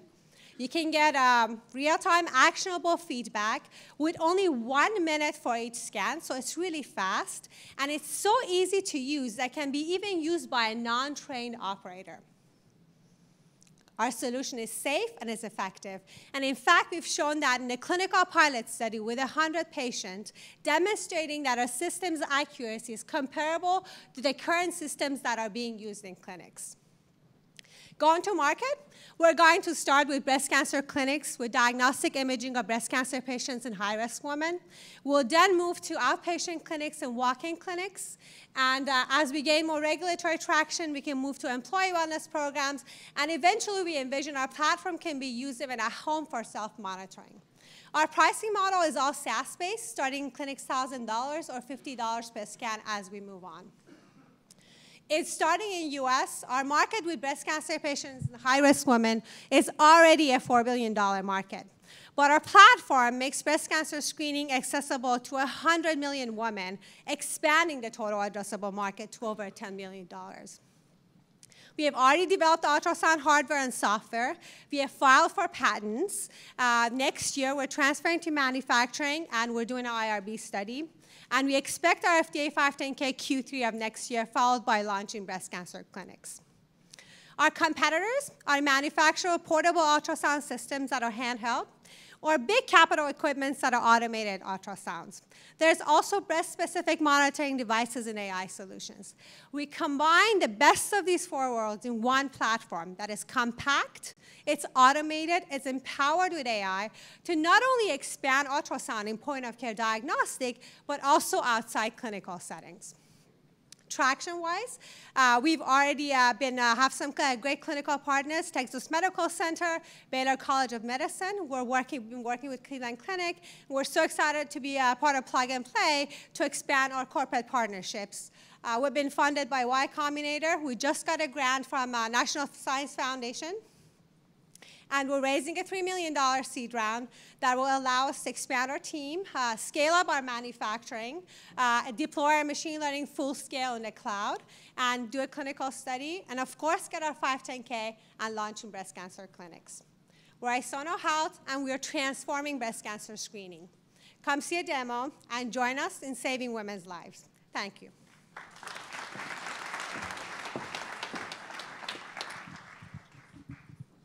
Our next presenter has a twin brother who chose a career in filmmaking instead of entrepreneurship. Please help me welcome Venk with Nanoware. Hi, everyone. Thanks, Plug and Play, and for all of you for having us here today. We're Nanoware. We're a New York-based connected health technology platform for diagnostics and chronic disease management, based on our core DNA of what we call cloth-based nanosensors that we have invented.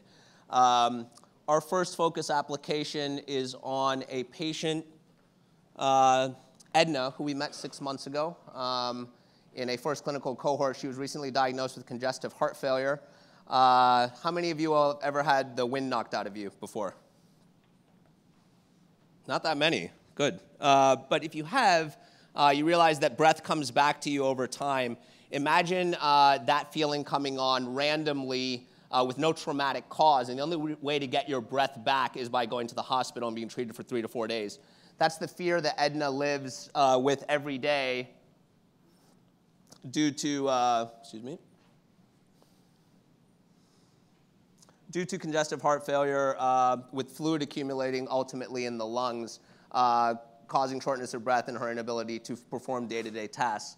The scary thing about CHF is that Edna's not alone. This disease state is spiraling out of control. We've got 6 million Americans that were diagnosed with 700,000 being added annually. I'm sure everybody pays, or half of us pay at least US taxes here. Half of that burden is on taxpayers, expected to balloon to $100 billion in 2030. And I don't know why it's just skipping so fast. Because of that explosion in growth and patient costs, the burden of risk has been shifted on hospital providers to reduce patient recidivism of diagnosed patients of heart failure who come into the hospital and end up showing up 5 to 8 times per year due to the same symptoms. The standard of care is not working. A novel solution needs to meet this unmet clinical need. That's what we're doing with Nanoware, a non-invasive, first of its kind, and most importantly, affordable device that will keep these patients out of the hospital post-admission. We're doing that by an undergarment form factor that's being pulled by a mobile application, transmitting a daily green light, red light score to care management teams that alerts of decompensating heart failure 3 weeks in advance of a hospitalizing event, so care management teams can treat accordingly with medical titration of different drugs. We're not guessing on this thesis. We're doing this by capturing 7 different metrics and algorithmically scoring this green light, red light. Boston Scientific proved this in a study called the MultiSense HeartLogic Studies, which is a 10-year, $25 million study, capturing and algorithmically scoring these same metrics with an implantable ICD. The lead PI of that study, Dr. John Boehmer, has recently joined us as our Chief Clinical Officer. We'll be leading our 400-patient clinical trial to validate our outcome with a non-invasive solution the same way Boston did. Just very quickly, machine learning, we hear about this all the time, especially out here. It's only as good as your inputs, and we are providing completely unprocessed raw signals directly from the skin of these cloth-based sensors. We believe that our diagnostic yield insights and recommendations are going to be paramountly and significantly better and reduction in false positives, which we're seeing a lot rampantly in remote monitoring systems out there. Addressing all 4 stakeholders, patients, easy to use, reliable alerts for physicians, a solution that can actually finally reach the Medicaid patient and hospital providers, really seeking the value solution of reducing billions of dollars of cost by admissions. The momentum we have since our first FDA clearance, we're the first and only company in the world that's a cloth-based remote monitoring system that's been approved by the FDA, received that 10 months ago. This year, we have focused on product dev, freezing our device, leading into our clinical trial, as well as scaling our manufacturing with a trusted medical materials supplier. We will be making that announcement, which de-risks scalability in about a month, which we're really excited about. Raising an $8 million Series A. We've got half of that committed by strategics and are evaluating institutional leads. Milestones recognized, we're the only game in town with these cloth-based nanosensors, proven scaled manufacturing with this announcement in a month, the 510K clearance, as well as patient data on CHF patients. The team is fantastic. Please visit us at our booth. The very young and good-looking gentleman next to me is my father. He is the inventor of this technology. He is outside demoing our product live, so please stop by. But as the market is really recognizing how experienced this team is, from academic institutions all the way through global pharma, med tech, material supply chain, and venture capital. But I think the last thing that the market's really realizing is beyond CHF, how big can NanoWare be? A cloth-based sensor and analytics platform that's giving medical-grade data, not just across healthcare applications when we think about ICU, clinical research, pharmaceutical companion devices, but also very, very big need to have B2B applications in industry, in industrial applications. So automotive, our men and women on the battlefield, first responders, EMTs, a lot of great solutions here that cloth and strong inputs and analytics can provide for these marketplaces. But our thesis is that if we could solve the most complex and chronic disease management case of our time in CHF, the gravity would pull us into all these other markets, and altruistically, for Edna and the other 6 million patients with this incurable disease, we can help them get back to the life that they deserve to live. Thank you very much.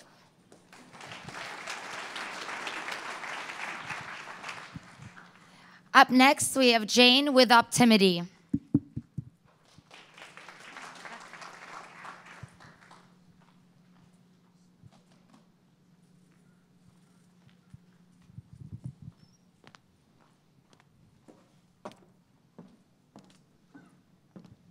Good afternoon. Take a moment, breathe. We're only as happy and healthy as the time that we take to take small steps towards it. And Optimity is a company that helps you engage with your health. And we serve both the employers and also the insurers. And what we really focus on is engagement and results. You probably know us as a corporate wellness company, and over the program of the Plug and Play program, we've already doubled in our user base. Now we serve over 80 companies in the corporate wellness side. But today, I'm going to show you a little something different, which is our pilots in the insurance side, as we've moved up market to serve more people, because I believe that more people need access to solutions like ours that make engaging with your health super easy. And you're looking at a slide where it's talking about where engagement could help insurers. And it helps insurers actually in churn. When we started our pilots, these insurance companies came to us, and they were looking for a solution as an alternative to some of the other solutions that drops in engagement after a few months. And churn indeed is worth a lot of money. For just RGA, Farron has told me it's worth over $8 billion. And when we actually dissect that on a carrier-by-carrier basis, with all 3 of our pilot customers, it's also worth a lot of money for them. The reason that we can address churn is because the way we approach the problem of how people use things is very granular and user-centric. It's a human way that we look at it. So it's really easy to join the program. You just opt into Optimity on the App Store, you download it. You can sync whatever activities you have. You sync your calendar to it, and then we slot in time for you to take a breath, to take some time, to do a stretch, to suck in your stomach as you're listening to me. All kinds of little activities that are really easy to engage in. And as you do those activities, you're earning rewards for those healthy behaviors. And for the insurers, it means more referral in terms of sales. It means better renewals because people are engaging with it. And it also means reduced risk. And a lot of these risk activities, the micro activities that I'm talking to you about, is stringed together into curriculums where you're learning and acting and then testing. So you feel progression. It's a true gamification of the system. But not only is it static, it's more of a Netflix-like experience. So it's choose your own adventure based on the activities that you've chosen. So for example, if I'm interested in nutrition, I actually get recommended more activities that other people like me who enjoys nutrition would like. So this explains a lot of the curve that we're seeing. So this is an actual curve that we see. All the blue ones are kind of the market comps of other wellness or wearables or some other alternative solution. Us, we have a very different types of adoption curve. And even with clients on the corporate wellness side that we had over 2 years now, on a weekly basis, their engagement is between 50 and 60%. So we're changing content, we're keeping it fresh. Because the engagement is so high, we're also able to collect information that is dynamic. So using surveys, health risk assessments, which are important for the corporates, but also for insurers for risk calculations. The way that we look at it is because of my background and also the core team around me. I come from patient engagement from the clinical trial side, so getting people to take life-saving medication. And the way that we look at this, too, is very much focused on population health management and shifting the whole risk profile of the group. So we're able to improve the whole profile of that population. And we're, of course, very focused on ROI. One of the reasons we're able to scale very quickly is based on our results. We published a study with Sun Life last year about how much we're able to save a client based on claims. We're continuing to do these ROI studies, so look out for the 3 that we are doing this year. I invite you to check it out. We are happy to talk about what that would look like for your organization and what we can do to help with health engagement.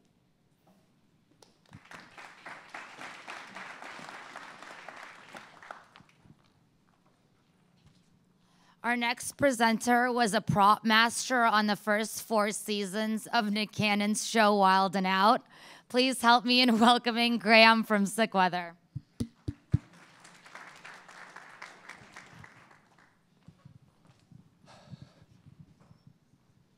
So I have the burden of knowing when you're going to get sick and when your family and coworkers are going to get sick. And no, I'm not a psychic. I'm Graham Dodge, CEO of Sick Weather, and we do population health forecasting. Our clients already include some big names like Clorox, Pfizer, Sanofi, and Walgreens, who are licensing our data because we're consistently 2 or more weeks ahead of the CDC with 91% accuracy, data all the way down to street level, and now we withstand nearly 5 billion API requests per month. In the last year alone, we've generated $500,000 in revenue with 85% margins. But I started Sick Weather to answer one simple question: what's going around? Because as a father of 5, it's helpful to know if my daughter's fever is more likely due to flu or strep, because it helps me to know how to get her treated. Same with understanding the difference between allergy symptoms and cold symptoms, or stomach virus and food poisoning. In fact, when it comes to gastrointestinal illnesses, the timely intervention of hand washing alone can save up to 1 million lives each year, but not if you're getting alerted to the outbreak 2 weeks later. So I formed my own team of public health experts and health IT veterans who've built a system sophisticated enough to be trusted by Fortune 500 companies, but that also has a heart for parents like me who can benefit from its intelligence. And our free consumer-facing app does just that, and is well known as a Waze app for sickness. In fact, Sick Weather now powers cold, flu, and allergy trackers everywhere. We have even replaced the CDC as the flu map data provider for the Weather Channel, a spot that the CDC has had for the last 15 years.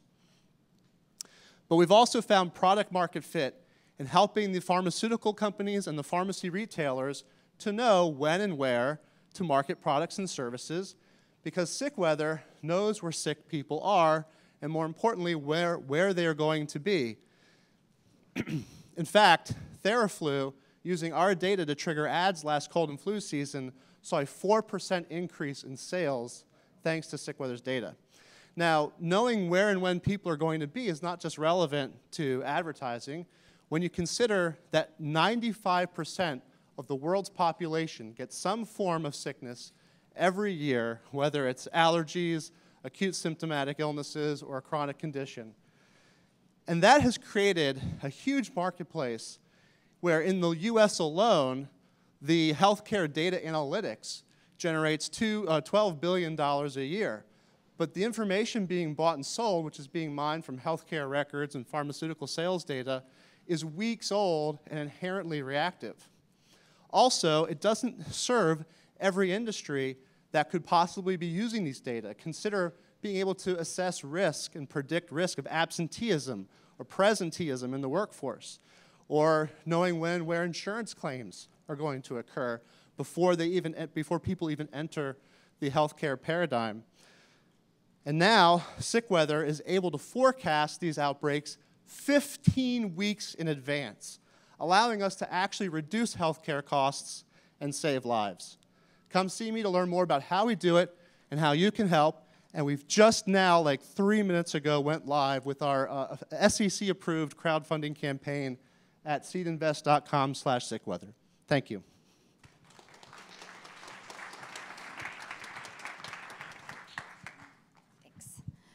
Our next presenter has lost more than 10 Bose silencing headphones, so his friends joke that he's part of the dollar of the headphone club. He must fly a lot.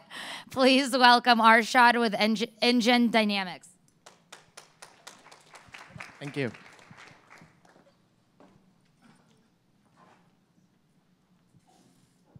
Hi, my name is Arshad. I'm here to introduce a fantastic product. We had an amazing story over the last 1.5 years. IDO is a home robot. We launched on Indiegogo a year back. We raised almost $1 million on Indiegogo. Then we followed it up with a campaign on Start Engine where we raised $300,000 on a mini IPO. And we closed an angel round after that.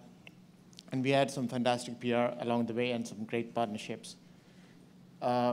Just to give you a summary of what the product is, the market is, and the business overview, we cater to primarily different sectors: healthcare, retail, households, consumer robotics. So there are different sectors. And one of the questions we are getting, one of the feedback that we've gotten from a lot of people is that, why are you targeting different sectors? And our answer to that is that we're trying to create a platform which is more like what Compaq created in the 1980s. So we're trying to create a robotic platform. This is some of our PR coverage that you've received over the last 2 years. And we just had an article from Inc. magazine last week, so it's still ongoing. So we've been covered by Popular Science, Mashable, Futurism, Discovery Science, name a few. We've been on various industry events, including the Walt Disney Company, IEEE, BCG, RoboBusiness. We have a partnership with LG underway. This is something new. We've been selected as an official mascot for the City of Tomorrow Summit in New York, and I'm also one of the keynote speakers there in New York next month. So this is a product progress. It's been a fairly complex product. We had 6 generations of the prototype that we created, 3 generations of the mobility unit, and this one joke I tell to people who come to interview is that we literally do everything they teach in an engineering college. So that's how complex it gets, from electrical engineering, software, machine learning, electronics, PCB design, the whole 9 yards. So this is evaluation growth. We've raised, our most recent round is a pre-series A round where we got commitments of $1.5 million, which is still getting closed. And we hope to launch into a large OPO or a Series A round in the near future. These are some of the key differentiators. This is a company roadmap. I've already explained this. This is a product. So you can see there are like 4 pillars, including a personal entertainment, personal assistant, home security, and an IoT hub. This is a market potential. We have had exponential growth for the product.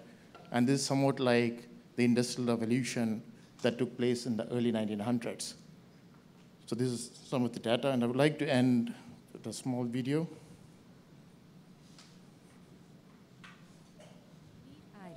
Your friendly home robot. IDO can do just about anything.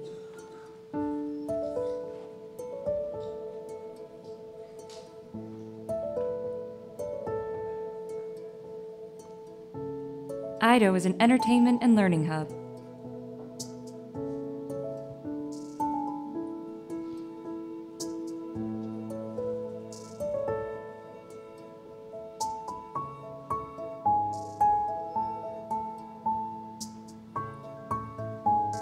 an interactive personal assistant,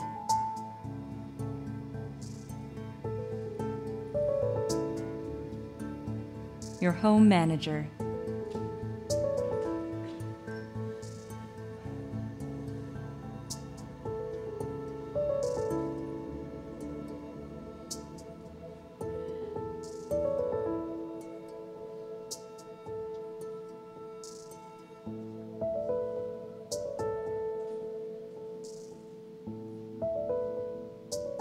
he is perfect in every way.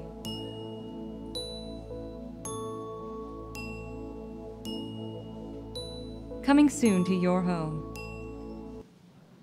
Thank you very much.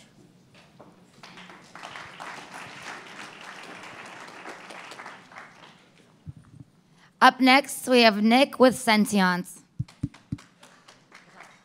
Thank you. So by now, I'm sure you've seen a lot of very interesting technologies focused on developing personalized wellness coaching, personal health insurance. These are, in order to create these and really to lead the innovation that's happening in health and insurance, you need to have great data. And I'm very excited to talk to you about our company because it's the intelligence generated at Sentience that's really driving and really powering a lot of the innovative new personalized solutions that are out there. And what we do is we are a data science company that analyzes sensor data from smartphones and connected devices. So we have an SDK that installs into a client's mobile app. We're able to extract gyroscope, accelerometer, time, location, and just using the motion data of a smartphone as well as biometrics from a wearable, we can contextualize how people go through their day-to-day lives. And we also examine in-home sensors as well. So we're generating intelligence really at 3 different layers. So we're doing different event detections, knowing where your home is, where your work is, your mobility patterns in between those points, like running, walking, biking. We know, for example, if you're riding a bike and your heart rate is elevated, or if you're driving a car and your heart rate is elevated, for example. We're able to contextualize those moments using those sensors. And then we're able to then segment individuals based on the behaviors. So we're recreating the timeline of every individual in real time every single day so that you can then segment and profile those users. And it turns into really incredible intelligence about how people live their lives, that you're able to generate new personalized health insurance programs, life insurance, as well as auto, for example. Really excited. We've won back-to-back Diamond Awards at DIA, and it's really just working with partners like Surify, for example, and helping to develop solutions that are able to really push the future of user-based insurance. And I'm going to talk through some applications. It's the holidays. I came with some free apps for you to download. Our friends at Surify are using the detections made using our intelligence to be able to create programs that use and underwrite individual life insurance using the sensor data that we generate. And I can talk a little bit more about that outside as we, because I have just a little bit more time to talk. InsureApp is identifying moments throughout somebody's day in order to find those ways to be able to cross-sell insurance based on how people live their lives. For on-demand insurance, as well as cross-selling everything from auto to life and health. Samsung and Nestle, we're working with them on a mobile app that they're developing that provides personalized nutrition and meal planning to be able to keep people from being diabetic that are at risk.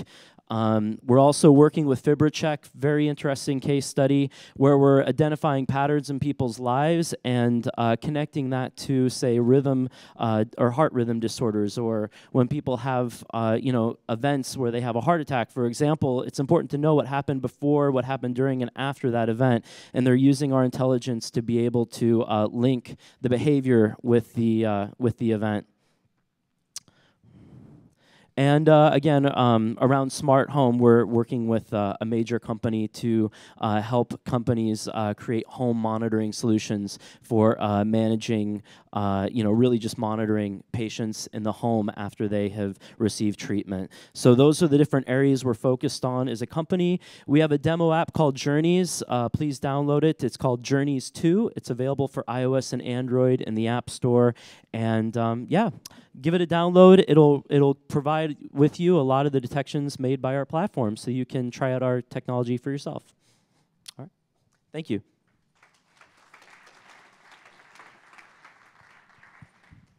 Thank you so much. And next, we have Kavan with Focus Motion.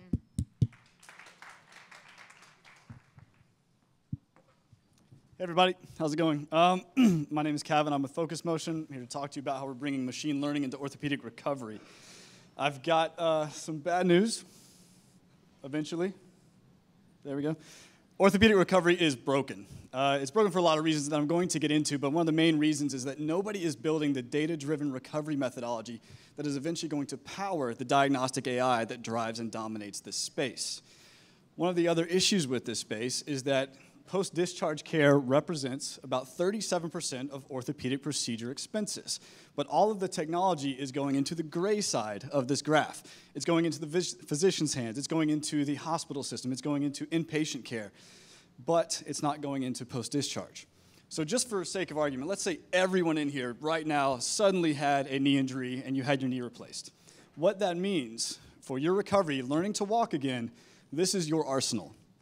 Sheets of paper, pieces of plastic to measure your range of motion, uninspired applications that require manual entry from the patient themselves, and high-priced, what we call dumb devices that aren't connected to this system in any way. Wouldn't it be better if you had a fully connected system? And that's what we developed. Focus Motion is a scalable, connected system for orthopedic recovery. We combine the use of a smart garment, an application, and a dashboard system for the physician and the patient with an incredible piece of technology that we've been developing and patenting for the past 3 years, where we can automatically recognize what humans are doing, how many times they've done an activity, and how well they're performing it, along with machine learning and deep learning algorithms. And this changes the patient perspective and the journey completely. So now all of this technology is put into a kit that you're given for recovery. So instead of the system before, now when you go into your physician, you receive the kit as part of the process. You're going to be understanding what you're needing to do before the surgery. They're going to be able to monitor your prehabilitation, tracking all of your range of motion, making sure you're ready for the surgery. And then after the surgery, this same kit is going to be with you the entire way. We're hand-holding the patient as they're recovering, relaying all of the data back to the physician, back to the therapist, so that you can recover properly and customized for you. But most importantly, we're big on the diagnostic AI. Once we have enough data, we can start building into the system a way to automatically recover for different people, including the differences between people up here in the front row, people over there. Everyone here is different. There's no reason you should be recovering with a sheet of paper with a generic recovery profile. We're starting with total knee replacement. We're eventually moving into shoulder replacement, hip replacement, and then we're moving into the scope surgeries, and then after that into the much broader orthopedic market. To give you an idea for validity, we recently had a validation study that was finished at the Cleveland Clinic that measures and basically says that our angular measurement is as accurate or better than typical goniometer measurements. We have a 100-patient study that's starting in early 2018 and later a clinical trial with them. We've already submitted IRB approval with other systems, including Johns Hopkins, and we have agreement with the NIOSH for injury in the workplace.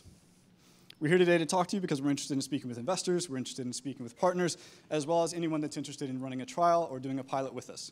Thank you so much. I'm Kevin.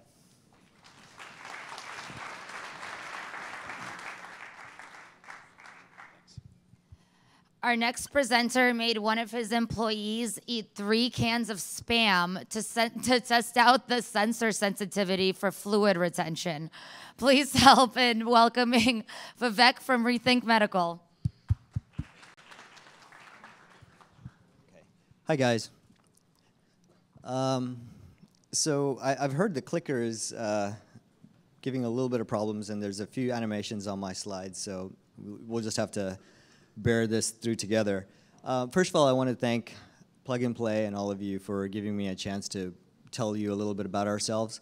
So Rethink Medical is essentially a medical device and digital health company, and we are really trying to push the needle on the cost and the quality of life that heart failure patients have to deal with. And the costs come not only for the heart failure patients, but for all the hospitals and the insurance companies that have to deal with it as well. Well, here we go. Okay, so I'm not going to go too much into detail on heart failure. If you have parents or grandparents, you're probably well aware of it because it's the #1 reason why people over 65 are admitted to the hospital. It affects about 6 million of us in the US, but that's not even the most sort of gut-wrenching thing about it is. What's really disheartening is that if you are admitted to the hospital and then you're released, in 30 days, 25% of us are going to bounce back into the hospital. And if you push that number out to 60 days, 50% of us go back into the hospital. It's just basically rehospitalizations. You're just bouncing back. And the reason is that people aren't able to tell what's happening when you're discharged from the hospital. Of course, we're talking about remote monitoring and decompensation of a patient during that process. But it costs us about $1.7 billion, that cost of rehospitalization. And it's largely believed by lots of cardiology groups and lots of insurance groups and hospital groups and heart failure associations that the most alarming thing about that is that it's preventable, meaning these rehospitalizations can be prevented. In fact, the US government thinks so much about this that they actually penalize hospitals for their rate of rehospitalizations, meaning they feel that if a hospital has a high rate of rehospitalization, that they haven't done a quality job in taking care of that patient. So these are all stats are from the Kaiser Family Foundation. So 50% of the hospitals right now are actually being penalized for this. So I want to give you a little bit of context to what's happening for these rehospitalizations. Okay, so this is, I'm not a doctor. I came from Google, so I'm sort of a nerd that just interprets graphs. But this graph does a pretty good job of illustrating what's happening. What we're doing is looking backwards in time. The very far right is the rehospitalization period, and we're looking 30 days backwards in time. So there's a lot of changes that are happening to a patient during that time, and the most the one that's sort of the easiest to identify in a patient is weight gain, and it's not fat. It's actually fluid. It's fluid retention, which is a huge correlation with someone decompensating and then they're going to be hospitalized soon. So if you can actually see where that weight change bar is, that's when a patient realizes or notices in themselves that there's been a weight change. So the current standard of care for most hospitals is that they give the patient a weight scale and ask them to measure their weight. And the average age of these patients are like 72. So it's a very ineffective, okay, there we go, one more. So it's a very ineffective way of actually seeing if the patient's decompensating, because it's too close to the time where it's too late to do any intervention and do any trajectory of how they're, of their wellness. So obviously, the goal would be to try to get as far left as possible to try to make a change. And there is a company that actually has done that, and they're called CardioMEMS. And but what they do, okay, there we go. They, that's one more, okay. He's actually just watching me and hitting the thing on that side. So, so what they do is they actually put an implantable device into your body near the heart, and it measures arterial pressure, which is another good indicator of if the patient's getting worse or better. But it's costly. It costs about $30,000. It's obviously invasive, meaning they're sliding it into you. But however, they were able to prove that based on seeing what's happening in the patient and taking corrective action, they can reduce rehospitalizations. In fact, they did a study and they reduced it by 37%, which is huge if you think about the $1.7 billion number earlier. But a lot of patients actually still choose not to take this or get the procedure done because of the cost and the invasiveness. So, by the way, CardioMEMS was sold to St. Jude for $455 million, and I'm going to reference that number in a second. So the goal is, what can we do that's not invasive but actually works? And it's really trying to find all the parameters that are that we can collect outside of that. And there are lots of studies that show that you can get, you can actually reduce hospitalizations by picking up other parameters that you don't necessarily have to come from inside. And so here are some of them. So as I mentioned earlier, the fluid retention is huge. Obviously, you can see what's happening right at about 30 days. And these are very easy to see on a graph, but they're not very easy for someone with heart failure to decipher for themselves, because it's a very slow-moving disease, so you're decompensating at a very slow level, so you don't even realize it. So your heart rate variability, for example, is slowly going down, but you don't notice it. Your resting heart rate's going up.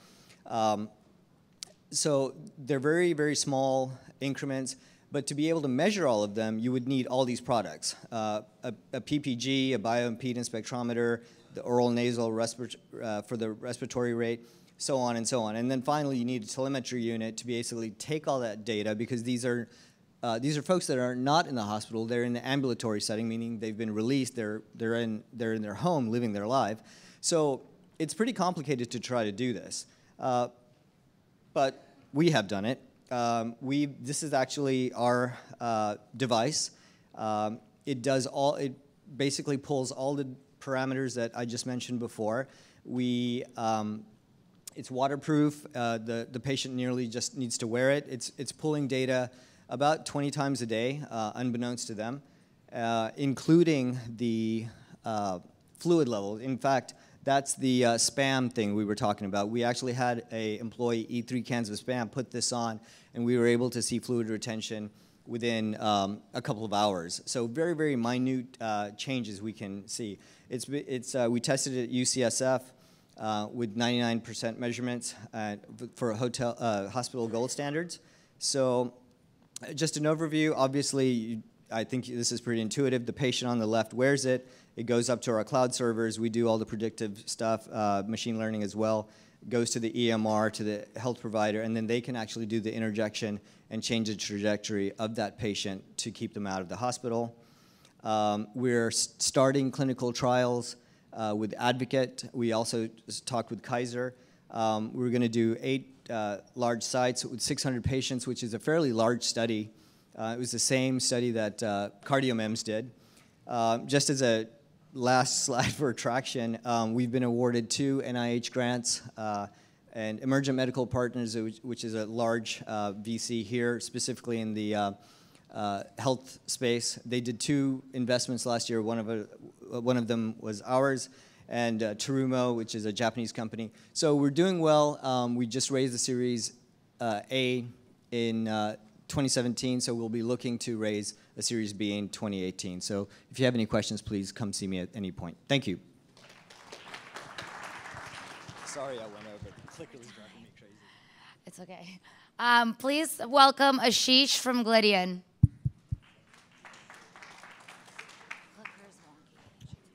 Sure. All right. Thank you, guys. One slide back. So the most expensive transaction in healthcare is one most people have never heard about, called a prior authorization. It's essentially an approval that a healthcare provider would need to obtain from a health insurance company in order to render a high-cost procedure or prescribe a high-cost medication. We at Glydian are solving that problem. My name is Ashish Dua. I'm the CEO of Glydian.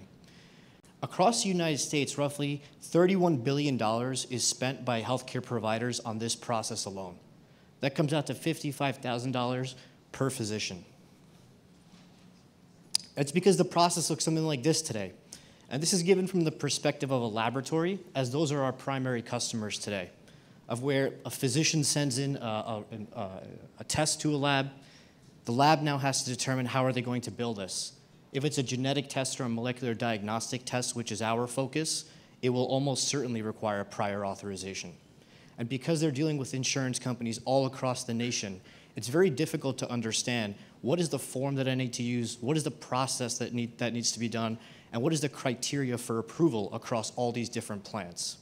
So what they'll do is they'll call the health plan, wait half an hour on the phone, get the form they need, and then they fax it out into what they call submitting into a black hole. because they may call a few days later and to check the status and find out the fax was never received. We've actually seen cases take up to 2 months to get approved. What we've built here at Glydian is a solution where we offer a web portal to molecular diagnostics as well as genetic testing companies, where they select the health plan that they're trying to get an approval from, and then what type of test they're trying to get approved. And our system will automatically pull the forms and the processes that are relevant to that health plan. As they complete this information, we can give them real-time feedback as to what is the criteria for approval for this specific plan for this patient, as opposed to a generic form that they may be using previously. And then finally, we're able to offer end-to-end tracking to let them know exactly where their authorization is in the process. So there should never be that case of losing the authorization. And we do this across all major health plans across the United States. So what our traction is so far we have two labs we just completed a pilot with that we signed as paying customers, one being Baylor out in Texas and Genome DX down in San Diego. We have 7 additional labs that we're looking to pilot with that we'll bring on either by the end of this year or early next year.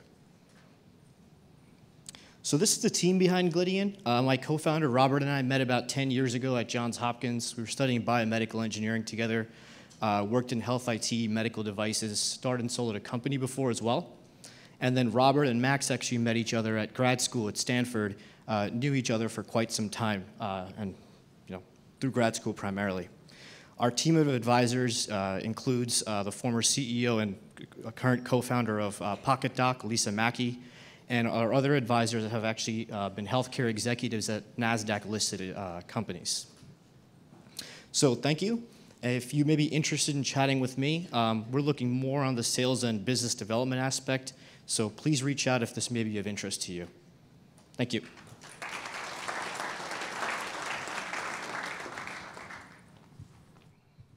Great, and thank you so much for your attention. We're in the home stretch. We just have a couple great companies left. Please help me in welcoming Kristen from Be Well.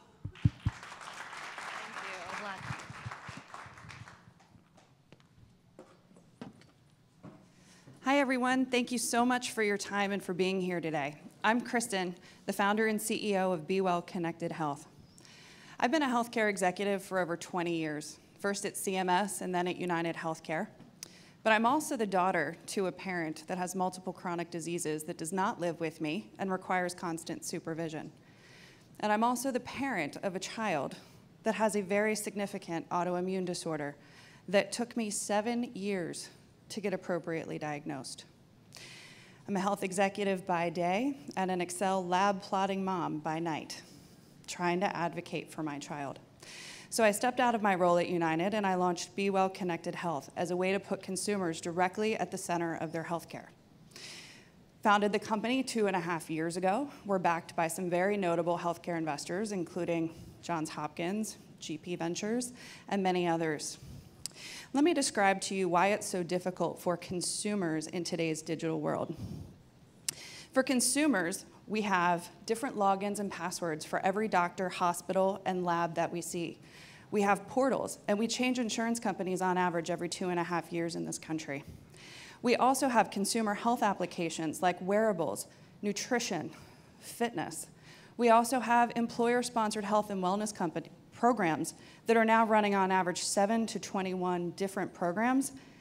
And because we've moved into a world of high deductible health plans, we also have portals for our health savings and our flex spending accounts.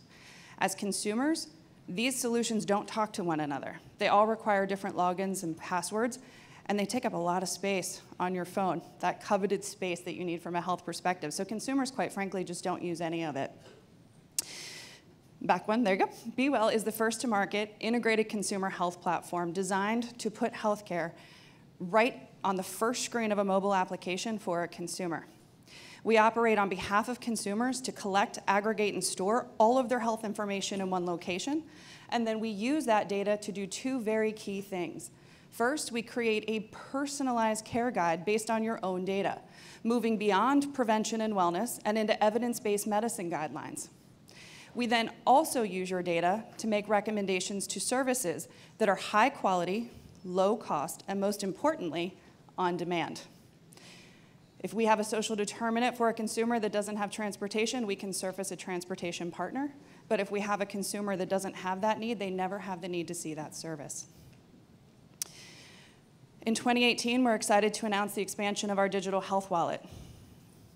This is particularly important in this high deductible world because 96% of Americans don't understand the basic terminology associated with their health insurance. 24% of eligible participants never even open their health savings account. And of the health savings accounts that are open, over 73% never save a dollar towards future health expenditures. This is particularly alarming because in the US market, 62% of bankruptcies are due to unpaid medical bills. As you will see, our solution is extremely simple, intuitive, like you would access any other application. You can search for your doctors, add them, and in real time, create authorization for BeWell to go out and get to work for you, collecting your information. Once your data is received back from your physicians, we can create that tailored personal care guide, and for the first time ever, marry that with financial data that allows you to cross between the services that you received and what you paid and what your employer paid. We've established product market fit, thank you, for across the spectrum. We help our stakeholders who manage risk. As we move to a virtual care delivery model where consumers are expecting us to meet them where they are, we connect and allow you to connect to consumers the 99% of the time they're not at the doctor's office. And in my case, I can receive real-time alerts on Dad, so I can call him when he's not taking his medication on time. And I have the power now to share information amongst the 7 different physicians that treat my daughter, even without interoperability between those physician practices. If you'd like to learn more, please come talk to us today. We'd be really interested in speaking with you, even if it's just to share your healthcare story. Thank you.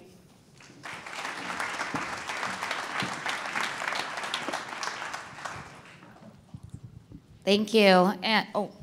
And our last but certainly not least presenter, we have Leif with OSOVR. Thank you very much.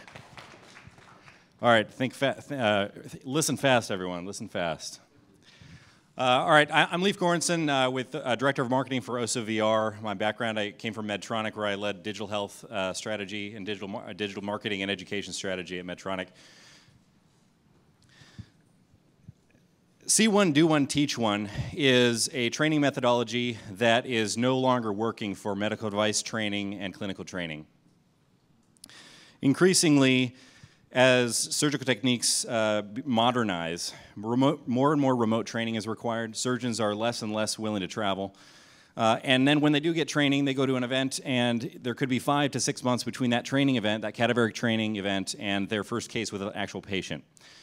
A lot of these more complex procedures, A lot of these more complex procedures have long learning curves, with some requiring almost 100 cases or more in some cases to become proficient in a surgical technique. And then, of course, medical device companies suffer from fairly low adoption in return for their medical education efforts and high-cost training. A little bit about the beginning of the company. Justin Barad, who I am not. At the title of the slide, that was the name. I am not Justin. Justin's our CEO, a physician by training, also a former game developer, and kind of recognized this training gap during his residency and fellowship.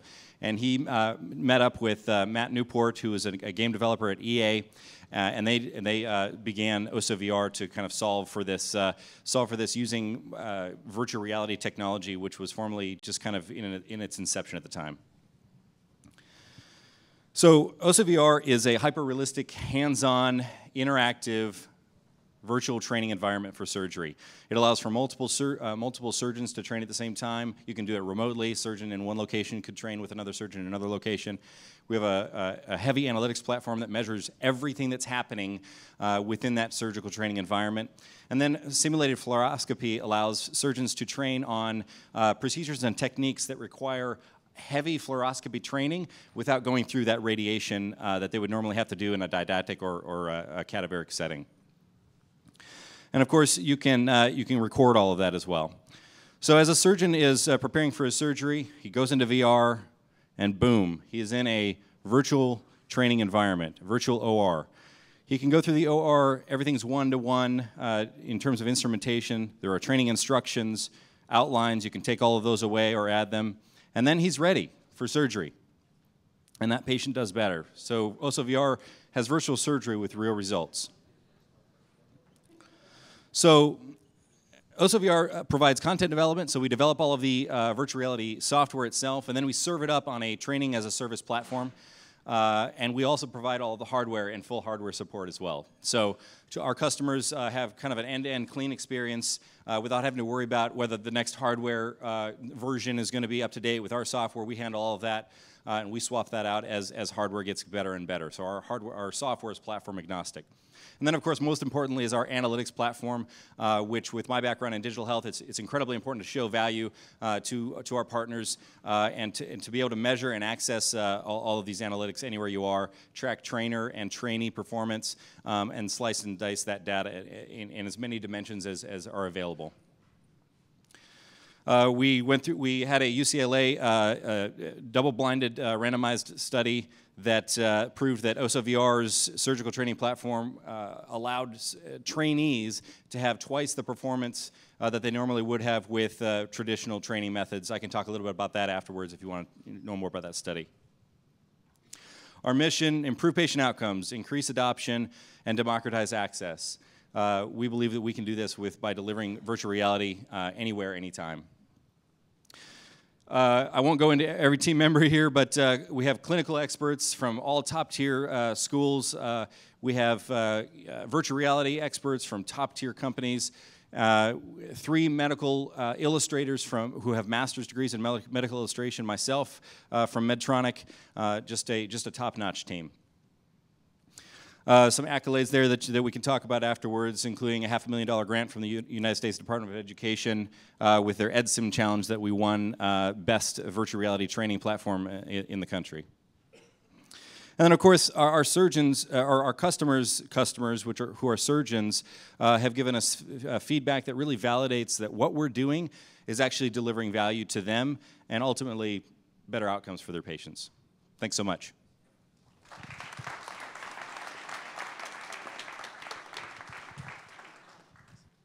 Well, thank you, everyone, and please give yourselves a hand. Thank you for being such a great audience.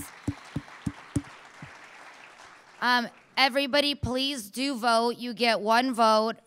We don't have a lot of votes in, so you've seen all the companies, so please vote for your favorite, and then we will announce the winner. Thanks again to everyone in the audience. Thank you to our partners for continuing to grow this program. Once again, welcome to our new partners, Recruit Technologies, Sanofi, AstraZeneca, MedImmune, Bayer. Welcome to the team. We're so excited to expand domestically this year with Cleveland and Jumpstart, and excited to make that a great program and build that out. So thank you so much. It takes a village to do this, so I'd love to invite my Plug and Play Health team to the stage. You know, everything that you see going on here, it's not me doing it, obviously, so they're pulling all the work. So please come up. We have Astrid, who runs our operations. Katharina on our ventures side. Our director, Netta. Our chief operating officer, Candace. Our partner manager, Connie. Saeed, get up here. Oh, yeah. Alex, if you're here. Yeah, Alex ruined it, not me. Yeah. I should have more entrepreneurs and more ladies in this audience. Please, let's promote that. Yeah, so thank you guys so much from all of us here at Plug and Play. We're waiting for the votes to get cast in, but does anyone maybe head out and say goodbye? Or maybe Candace. Oh, we have the winner. Oh, I have the winner. Just kidding. Drum roll. Just kidding. We did. Okay, so drum roll. Should we try to do a drum roll all together? Get some participation. Let's make sure they're here. And for the winner, we have Be Well. Woo! Yes.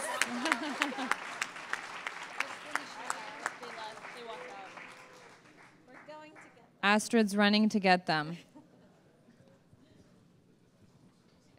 So committed, already back at the table, at the demo tables. Filler.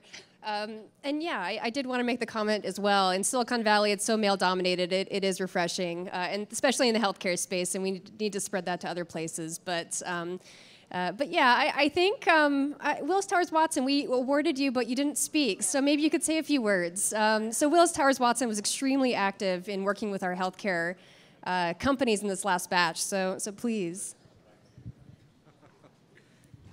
Thanks. Hi. I'm neither Willis nor Towers nor Watson, and wow, it's bright up here. Little empathy for the entrepreneurs who've been up here. We participate here because, as a firm, you guys represent such a vast set of industries that our company works with our clients in. And we've been really actually quite pleasantly surprised with some of the entrepreneurs as we've gotten to know them, some of the great solutions that we've gotten to meet here. So thank you for curating and helping us to become very engaged, and for always having reasons for us to come out here every month.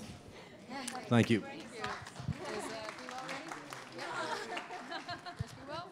And our People's Choice winner, please welcome Be Well.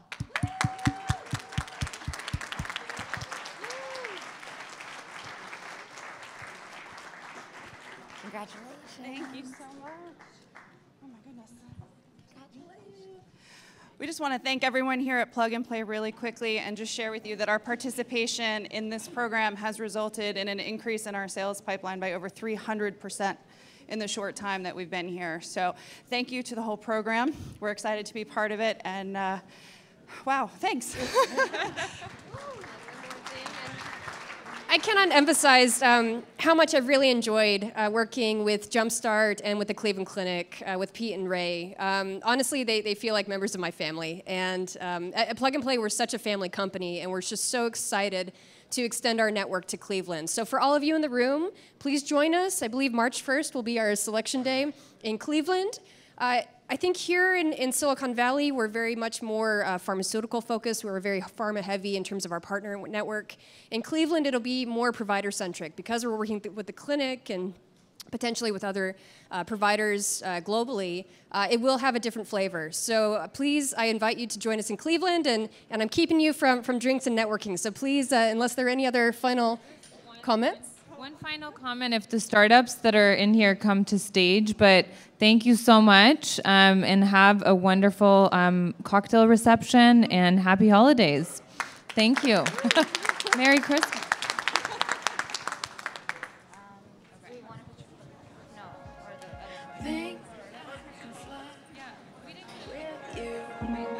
My arms are wide, catching fire as the wind blows. I know that I'm rich enough for pride. I see $1 billion in